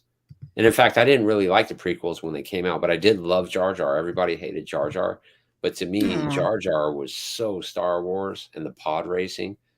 That's why I keep thinking I would love the Black Series HasLab to do an Anakin pod racer. Would be so cool. But no, I That's don't. actually, I mean, I know that like the snow speeder was kind of big. I never bought the snow speeder, but I know certain things were like the Rancor is really big, but I kind of feel like that would actually be something feasible, like Yeah. Anakin's pod racer. Or maybe it's a set, Anakin and Sebulba's pod racers together. Like, I wonder Ooh, that how would be that would cool. do. And just on one of those stands, where it tilts on the little ball and stuff would be super cool. Yeah, absolutely. That would be neat. But yeah, I absolutely like these flashbacks were amazing. The Siege of Mandalore, like that was like top notch. Like Mm, just seeing I that know. the Mandalorian come out and like her cut him down, and it was perfect. And like her It was fighting, too like you were saying, much. like yeah, her Yeah. fighting was so like seamless, and it looked so much like the animation, like when she was Mhm. wielding the two sabers, like It was so cool, so so good. cool. Yeah. And the outfits were awesome. I mean, yeah, they They just they were. just nailed it. But, I think that's why I never did get a chance to appreciate what was happening because it just kept coming one after another. They just kept going, "Here, have this one. Here, have this one." I mean, it was insanity. Yeah, And it Vader, was. especially when Anakin, turned Sith and got the yellow eyes. And what about Ahsoka with those yellow eyes? So Ahsoka's tapped into the dark side too. And I mean, Right, that's pretty crazy. Oh, there you go. right. Yeah, look at this shot right here. I mean, look at that. It's killer. Yeah. Yeah. It's killer. It was so cool. Like this gives you an idea. Had they come into contact during Order 66, this gives you an idea of what that would have looked like. Ooh, yeah. Yeah. Um, yeah, no, this was neat. Like just how he switches back and forth between light side and dark side, like just on command. Because he's not in his human form necessarily anymore. He's now a force ghost. And we know that the force ghosts, they don't always interfere with what's going on like in real life in the galaxy, Yeah. but they do have powers, right? And to see that he's now at a point where he was with the dark side for a huge half of his life, really. So I Yeah. mean, it to me it makes perfect sense that part of his spiritual identity is Darth Vader, and for Yeah. him to be able to have now the ability to command that aspect of his identity and bring it up, to Ahsoka like this, like and just switch back and forth. To me, that really made a lot of sense. Like I didn't know how they would handle that if they would show him that way, but the way that it was done, just showing that he has that ability to switch back and forth, like not because he's still evil per se, but because that is part of his identity and it is something that he needed to use. to teach Ahsoka this lesson.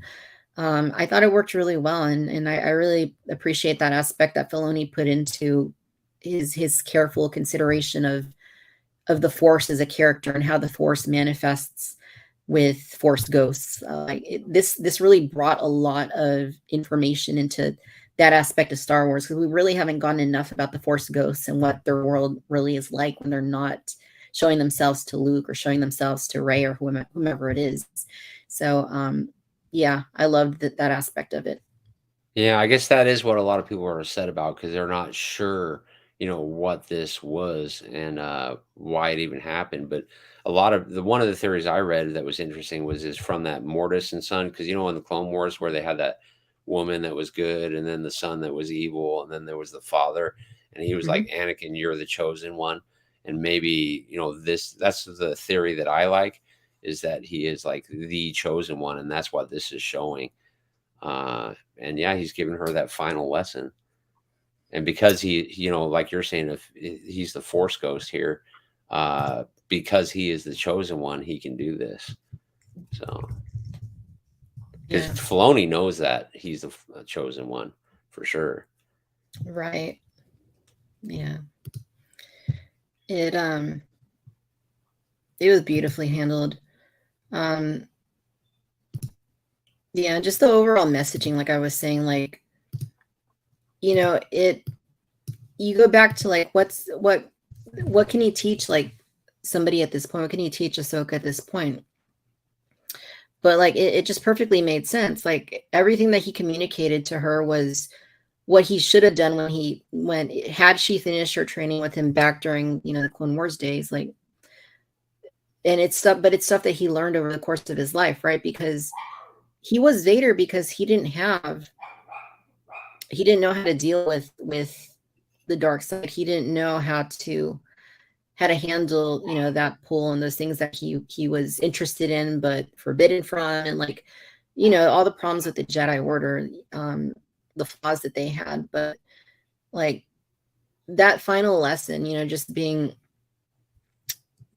doesn't matter like what happened in the past. Yes, he was Darth Vader for a long time, but ultimately he chose Luke, right? He chose life, he chose his son, um over continuing to continue down that path. And that's what his lesson is. It doesn't matter what happened in the past.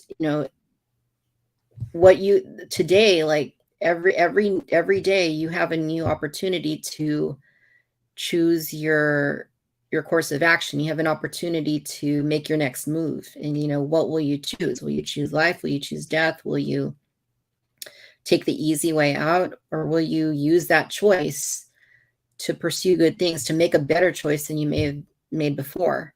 So I thought that was really inspiring. And Ahsoka needed to hear that, and I think even we as the audience need to be reminded of that every now and then. Is everybody has hard times, everybody has things that are difficult to deal with, and sometimes we may not always make the best choice, or we may regret making choices that we made, but we always have the opportunity to start anew, to let go of the past, and then to do better and to be better. And I thought that was just a really touching message for them to put into this episode. Yeah, absolutely. Absolutely. um yeah, no, it was cool. It was cool. Like I'm really jealous of those who got to see this in the theater, because I hear you. yeah, like I would have loved to have seen all of this in the theater. Like it would have been so cool. So cool.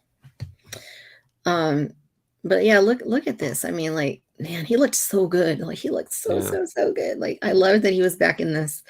Yeah, this was neat. This is really neat. Yeah, somebody posted on Twitter, yeah, this is the Vader that Kenobi denied, Palpatine, but this could have been Darth Vader right here, and it was so cool to see that.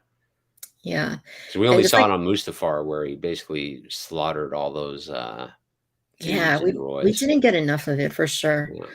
Um, so it was nice to get a little bit more of what that, would have looked like, just off Mhm. screen, as I like to say. A lot of times we get toys and stuff that aren't necessarily in the movies, right? But it was just off screen. The camera just didn't pan that way.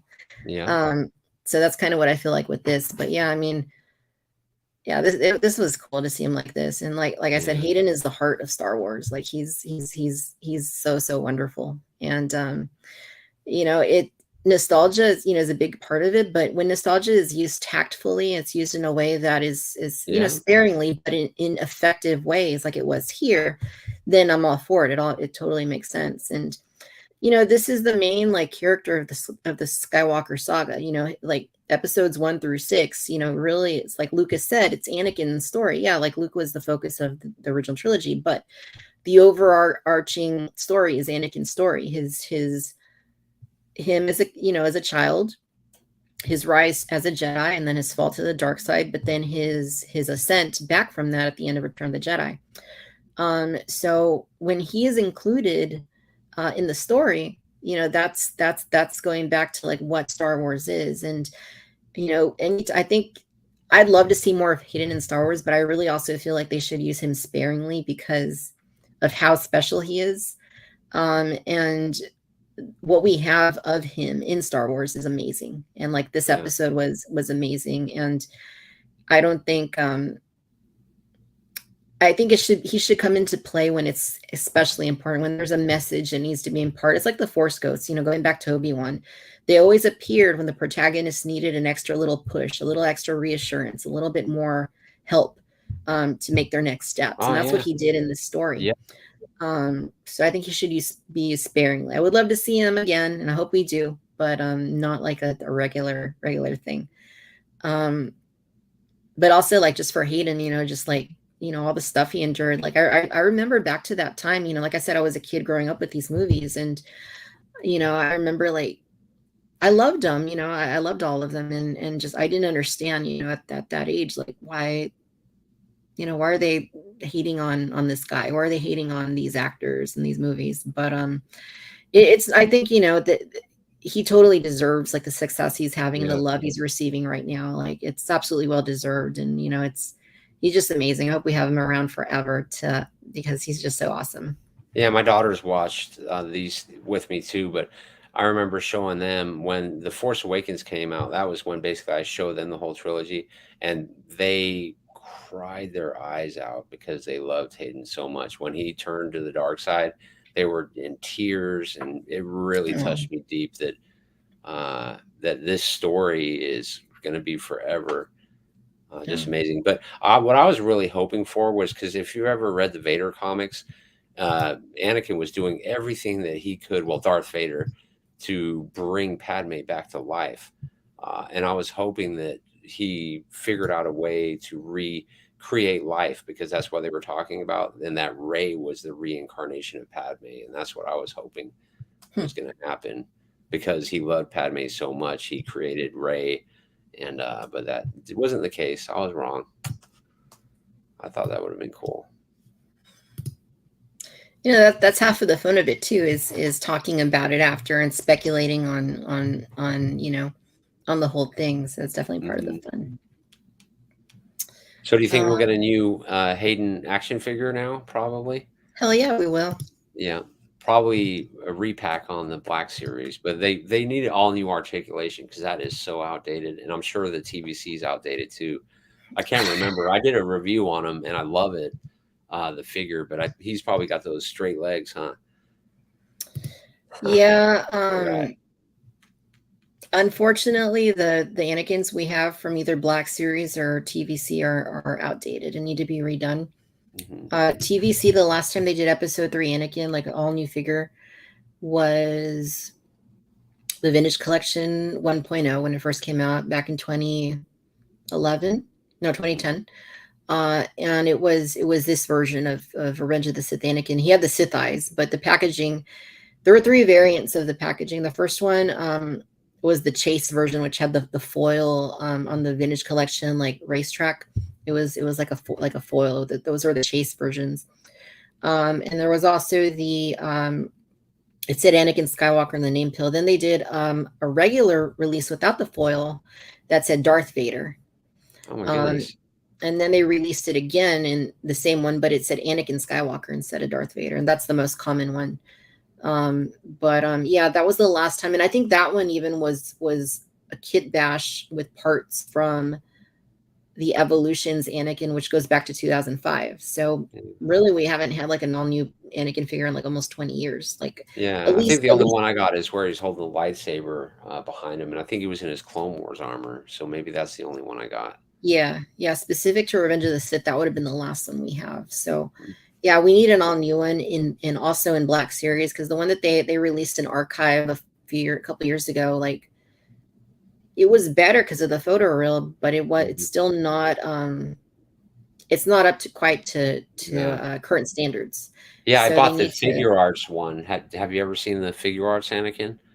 I have Oh, that both of them. I have the yeah, AOTC and the Revenge of the Sith. Yeah. yeah, though that is an incredible figure and worth every penny if you can ever get your hands on one.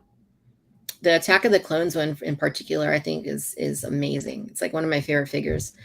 Um, and that one too had a couple of variants. I have the one that has the two sabers. He's got like the blue saber and the green saber and his Anakin saber. So I think he has three sabers. Um, but yeah, that's a fun one for sure. Um, yeah. So what did you think of seeing the Pergil in this episode? Like seeing them actually like in action, going into space, traveling to the beyond the galaxy. Yeah, I thought that was great too. It just looks awesome, and we've always had creatures in Star Wars. I mean, look at the original Cantina from A New Hope. I mean, there was barely any humans in there. So yeah, it's totally possible, and I dug it. And it wasn't it in Solo? They seen it briefly, so they've been planting the seeds for fans that don't know about the cartoons. But obviously in the cartoons we had giant wolves. I wonder if those wolves are going to show up. Could be. Maybe we'll go back to Lothal. We'll get to see him. Hmm. Um, yeah, no, it was really. I thought it was cool. I mean, it incorporates. Like I was saying, Clone Wars was a factor in this part of this episode. So was Rebels, right? Because the Pergil were featured in Rebels. Um, so I thought it was really pretty well handled. Yeah, giant space whales with squid tentacles, sure, but like you're saying, like everything in Star Wars as far as like creatures go, it has harkened back to something real world, right, on Earth. Like the Yeah. Cantina had werewolves, right? It had Uh-huh. a big giant praying mantis. It had a Ketwa, who's an elephant essentially, Hmm. and other examples too. And then you have the space slug and the Empire Strikes Back, and you have all kinds of things that we can like that correlate pretty well with Earth, the Loth wolves in Rebels. So I mean, to me, this was handled really well, and it gives us something new to look at in live action, right? Yeah. Um, Ahsoka communicating with these creatures, and as far as she can tell, right, she didn't really know if they understood what she was saying, but um, yeah, I loved that. I loved that aspect. I thought it was fun. And wouldn't it be boring if they just like found a spaceship that could get them over there? I mean, if you could either do that or ride in the mouth of a giant space whale, what would be the more interesting thing to do? Yeah. So, Absolutely. It's kind of blows my mind though, because I don't know how they'd be protected inside of the mouth, or I mean, but I guess it works because if we went on the top, yeah, we would go the same speed. So, but I can see how a lot of people are confused about it. But as you said, to me, yeah, and it fits in perfectly well. yeah, totally. Um, yeah, and I mean, anytime you hear about like this thing with whales, and like Brit's making a point here, like monstrous style, like Pinocchio, yeah. But that also has like biblical connections too, when you're thinking about being on the inside of a whale. So I mean, you really see how Filoni is taking like elements and inspiration from not just Star Wars storytelling, but just storytelling, like period, and incorporating them into this series, and that makes it a little more unique and a little more interesting. And I appreciate that a lot. Um, how do you like Ahsoka's new outfit? Oh, I love that. I think it's incredible.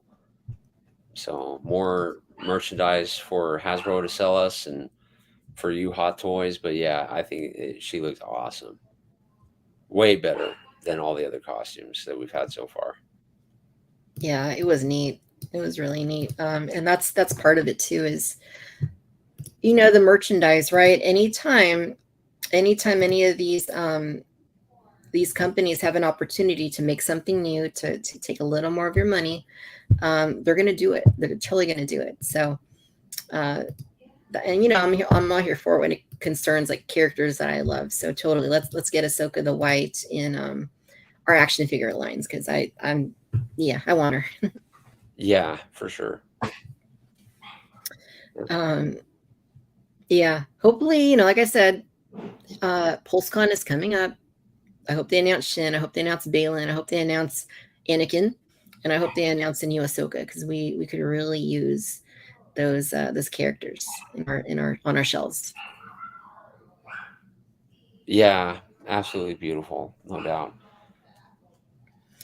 Do you want to take any guesses at where episode 6 goes next week? I'm thinking it's going to be all about the villains, Morgan, and probably near the end, Thrawn is going to pop in somehow. Is what I'm thinking. And we're not going to see anything else for a while. Oh, Sabine will be in there, obviously, because she's on the ship. So Yeah, I agree. I think things are going to switch focus back to the antagonists.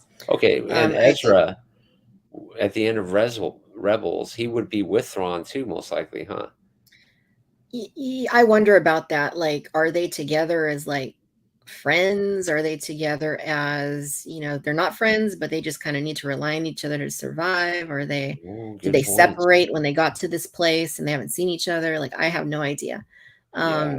But I think you're right. I think this episode, the next one's going to focus on the villains, on the antagonists, and it's going to, maybe we'll get to see Thrawn finally.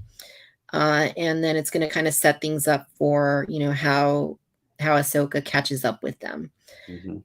But yeah, I'm really curious, because I think at this point I've seen everything that I wanted to see from this series. The Anakin, the Clone Wars flashbacks, and I've gotten everything that I could have wanted out of this series so far. So honestly, like, wherever they want to go from here, I'm on board. Just show it to me, and I'm all here for it.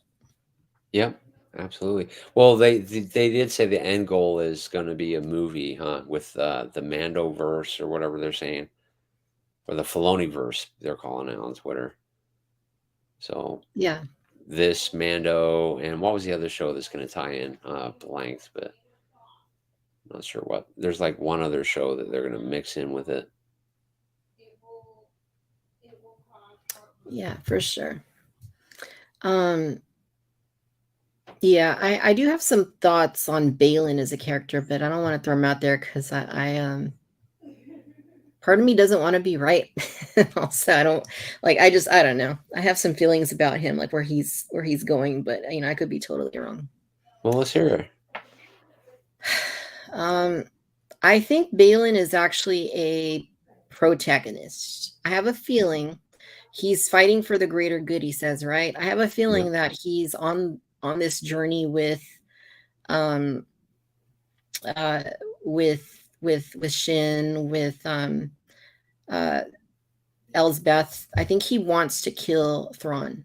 I think that's what he wants to do. I think he's going with them and he's helping them out because he has the intent on killing Thrawn, so that he does not come back to the galaxy. That's just my wild, like, theory. Um, Ooh, I could be wrong. I that'd hope be a I'm good wrong. twist. Yeah, that's kind of what I think, just based on what he said. He hasn't been specific. He says more power than you've ever dreamed of. He says, for the greater good. He said Thrawn Oh, will start a war. He won't. So I'm like, I feel like he has ulterior motives that we're just not privy to yet. So that's where I think his story may go, but yeah. wishful thinking, possibly. And maybe that's why he kept Sabine alive, so he can use her to help kill Thrawn and stuff. Is crazy. Yeah, never know. You never know. But yeah, why does Shin have the Padawan braid? What's all that about?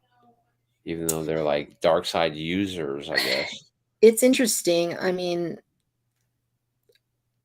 like, they're definitely not typical Jedi and they're not typical Sith, right? But they are Mhm. using the dark side. Shin especially is, seems very aggressive and very inclined to use the dark side. But I don't know, because she's not old enough to have been around during the Yep. Clone Wars. So I don't really know. Did he find her after Order 66 somewhere and start to train her? I mean, because they also she also uses gear from the Jedi Order, right? Like the headset, the Padawan braid, Oh yeah. Yep. she's so I mean, they're I do wonder, is there does she time travel? I don't know. I know that's not really something we see in Star Wars, but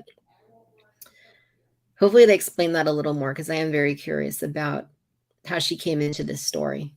Yeah, it's crazy. We got what, 3 episodes left? Well, I don't know. That's almost. It'll probably be like 2.5 hours of storytelling left. So there's a lot of Right. room. Definitely. Yeah, well, cool. I guess I'd like to do another run through the comments. Those who are tuning in with us, thank you for sticking with us. If you have any Yes. questions or comments you want to ask Sean or ask me, leave them here in the comments, and we'll get down to them and answer them at the very end. But I do want to take a look here and see what everybody is talking about, because I haven't gone back to the comments in a little bit. Let's see here. So Britt says that the fandom really wants Kate Blanchett as Satine. Ooh, that's pretty good casting. Good fan casting there. Eric says he'd like to see Commander Wolf with Plo Koon. Yeah, pretty neat. I'd love to see Oh that in yeah, live we know action. Filoni loves them. Yeah, So we've that's a never heard possibility. Plo Koon. We don't know what he sounds like, right? What does he sound like in live action? I know what he sounds like in Clone Wars. What does he sound like in live action? That's what I want to know. I always imagine him sounding kind of gurgly or something. John says more Hayden as Anakin. Yep. Let's have more of that for sure. I think Randall's agreeing with you, Sean, about Anakin's Yeah. Pirates being a good HasLab choice. Greg's not going to say what HasLab he wants. No, he's not going to tell us for the 8 millionth time that he wants the Gungan submarine to be the next HasLab. Oh, I know that'd he's be not going pretty to say cool. that. The one with the twirly. It kind of looks like those octopuses, huh? In space, the Pergils. Is that the sub he's talking about? That's a little Yeah, tail, that's and the one there's from always Phantom a bigger Menace. fish one. Yep, that's the one. That's the one. I know he's not going to tell us anything about that. Brett says that she also likes the symmetry of how Kanan gave Ezra his last lesson, the world between worlds. That's a good point too.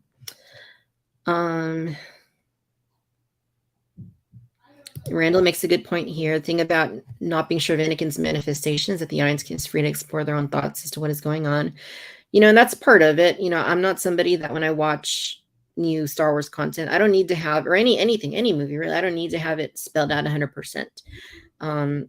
Part of good storytelling, I think, is to leave the audience with their own interpretation to some extent. So being able to think about it and have conversations about it, and just consider possibilities, right? Listen to other people's ideas too. It's definitely a big part of it. John says, okay, now I'm crying over Star Wars. Victoria, well said. Thanks. Yeah, it really affected me that way too, that story, that episode. Good point, Britt. The stark change in Ahsoka after that, her smiling and seeming so much lighter, was just beautiful. Absolutely, I agree. She was definitely more childlike when she came back, a little more wondrous, right? And I thought that was really nice. You can definitely tell she's a new person for sure. Yeah, and I mean, what I love about that kind of something like that implemented into the story is that's real life. You may have an experience in your life that maybe it's in your death experience, maybe it's something that very difficult you had to confront or do, or something that allowed you to grow. That's real life. Those things happen. So seeing an aspect of that portrayed in Star Wars, I think it's natural, and it it feels good. So I agree. I liked seeing that too. It's very meaningful. Randall says it would be great if when the series ends, the whole thing could be shown in theaters. I would totally be there to see it. Oh, that would be cool. Yeah. I would totally be there to see it. Jason says maybe Rey is. She's a Palpatine. He's from Naboo, so is Padme. I think that's about the Emperor. Yeah, that's. I wonder if we'll get more Naboo in live action. That'd be kind of cool. Yeah, I would love Jar Jar to make a comeback because he was done wrong. Yeah, I think that would be neat. Like just some, even if it's not like he's not the focus of a show or something, like just some sort of like reconnection to that character, but adding more to him so that we could see him from a new perspective would be neat. Yeah, I was really hoping he was going to be in the Rise of Skywalker because I was thinking that space slug that they had was just a joke, like a placeholder. And then when you go see the movies, Jar Jar was going to be there, and I thought, I had my hopes up, but no. Yeah, for sure. Let's see what else. I see a lot of comments here about new tooling if they do a new Anakin figure. Yeah, it's absolutely got to be. It's absolutely got to be new tooling. We can't be doing the same figures that are, 20 years, 10 years old. Because I think that Emily would want that. Isn't she basically the head honcho, right? I think she would want that. Yeah, too. she's one of the major designers on the vintage collection. Yeah. So I think that's coming for sure. Stay on it. Yeah. So this one, John, I'm pretty sure it was the Vader that came first, and then they changed it to Anakin. I'm not 100%, but I'm pretty confident that's what the case was on that TBC figure back then. And I remember finding Vader first before I found Anakin, so maybe that's why I feel that's the way it was. But I'd have to go back and look at that. But I'm pretty confident that's the way that it was.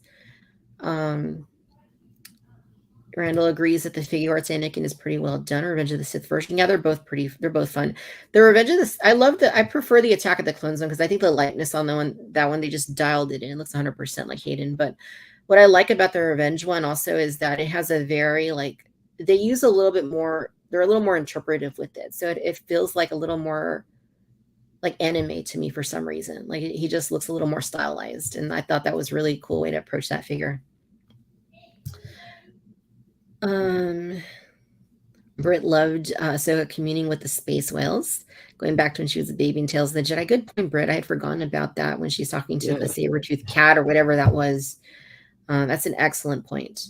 Excellent point there. Delvian Seek, welcome. Really enjoying Ahsoka as well. Thank you for joining us. Randall agrees that maybe Thrawn and Ezra are together for survival purposes. And Jason says maybe Ezra's leading a new rebellion in the new galaxy. We'll find out. What if they get there and they're co-ruling a new kingdom or something? They're like, oh no, we're good. Thanks for coming, but we want to stay. They don't even want to go back after all that. Yeah, you never know. How would they even get back? Oh, on the Pergils they could get back, I guess. Yeah, or I wonder if maybe the hyperspace ring too can go back the way it came. If they had the coordinates to get there, you would think it could get back, but I don't know. Yeah, but they destroyed that little ball thing. But maybe that ball thing came from where they were going, Who knows? Yeah, I believe they programmed because I remember that droid was talking to Morgan and they were they were uploading the map, right? The coordinates, yep. Yeah. You're right. So Britt says that she just needs a ghost family crew reunion so she can have a good cry. Yeah, that'd be cool. So that Sabine can paint a new mural of them reunited. Tim says that an E-wing needs to be done and that this should be the next mid-size vehicle. I think that's a good point, Tim. I think the E-wing would be pretty cool. Randall's calling it the Filoni Cinematic Universe. Yep. FCU. I like that. Yeah, and Jason is also adding that worst case, Thrawn has turned Ezra and he needs to be destroyed because Ezra is seen as Palpatine's heir. Interesting. Very interesting. Britt doesn't want Ezra to be turned to the dark side because that would be devastating. It would be. I hope they don't go that way. Randall's adding that Baylan Skoll is the best newly introduced character in the series. You know what? I'd be inclined to agree with that. Newly introduced being the key word there. I would be inclined to agree with that for sure. He's definitely got some depth that we're not. And like I was talking about last week, we're talking about Balin and Shin. Like, I think it's always great when characters don't always have their story spelled out right off the bat. Give us some time to know them before you tell us their origin, tell us their intentions. Like, let us have time to just get to know them first. I think that's probably part of why both Balin and Shin are resonating with a lot of Star Wars fans. Pico B1 wants the Sabatabogo too. Yeah. Greg, you have a friend here. He wants the submarine too. Okay, it's not just you now, Greg. So there's 2 supporters of the next HasLab right there. 2 backers for the Gungan sub, Star Wars Vintage Collection HasLab. Justice for Jar Jar. And Randall says, what if Ezra and Thrawn are just hanging out in a cantina? Just like Social Hour. You never know. What are they live streaming right now? They're both like together on a live stream. They're talking about things they like to do, or talking about their favorite pastime of collecting things. Because Thrawn was a big collector, right? And so was Ezra. They both, he had a bunch of things in his tower. So maybe that's right. They're just live streaming about what they love doing as collectors. They haven't even dropped us a clue. All we've seen is Thrawn literally walking into a room, and that's it. That's it. The trailer. That is it. He was just getting out of the of the bathroom or something. I don't know. We don't even know if Ezra's alive, because all they showed was the video footage of him. We have not seen Ezra other than the hologram. Yeah. Filoni wouldn't film though, because he knows people would probably get pissed off. No, I don't think so either. Okay, so you, Greg, and Pico B1, you guys get together, you organize that, and then you put the petition out there to Hasbro for the next HasLab. All right. If it takes off, I'll back it. Ultimately, at the very end of the day, I will back it. Even though I don't want it, I'll back it. So you have my support. And then Britt ending with, yes, another Cantina to add to the list. Very cool. Very cool. Yeah. Cool. Well, that gets through all of our comments. So awesome. So I want to touch on what I talked about at the very beginning. I just want to bring it back up one more time, just so that everybody's aware, in case, because I know, some people filter in and then leave, and others come in throughout the episode.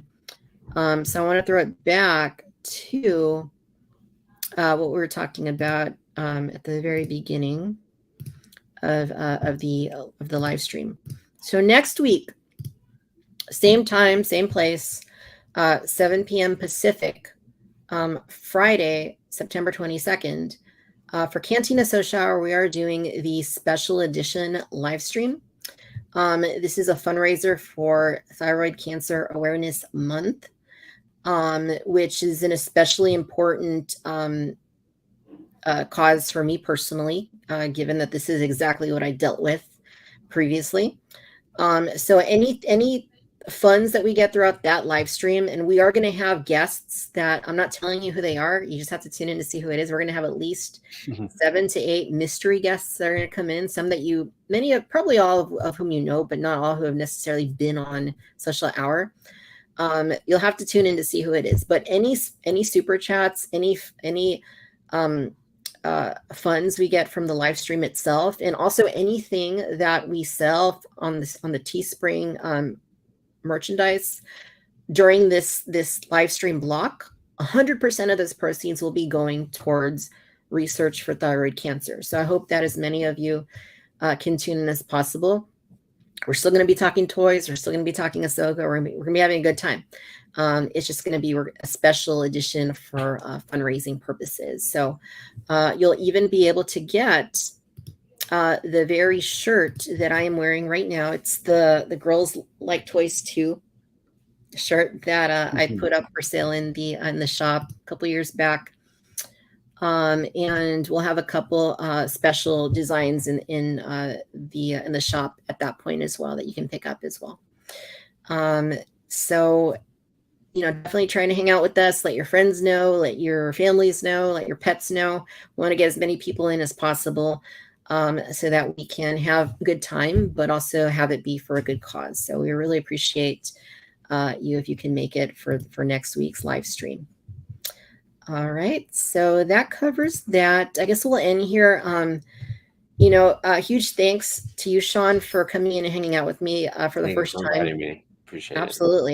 We'll have to do it again sometime.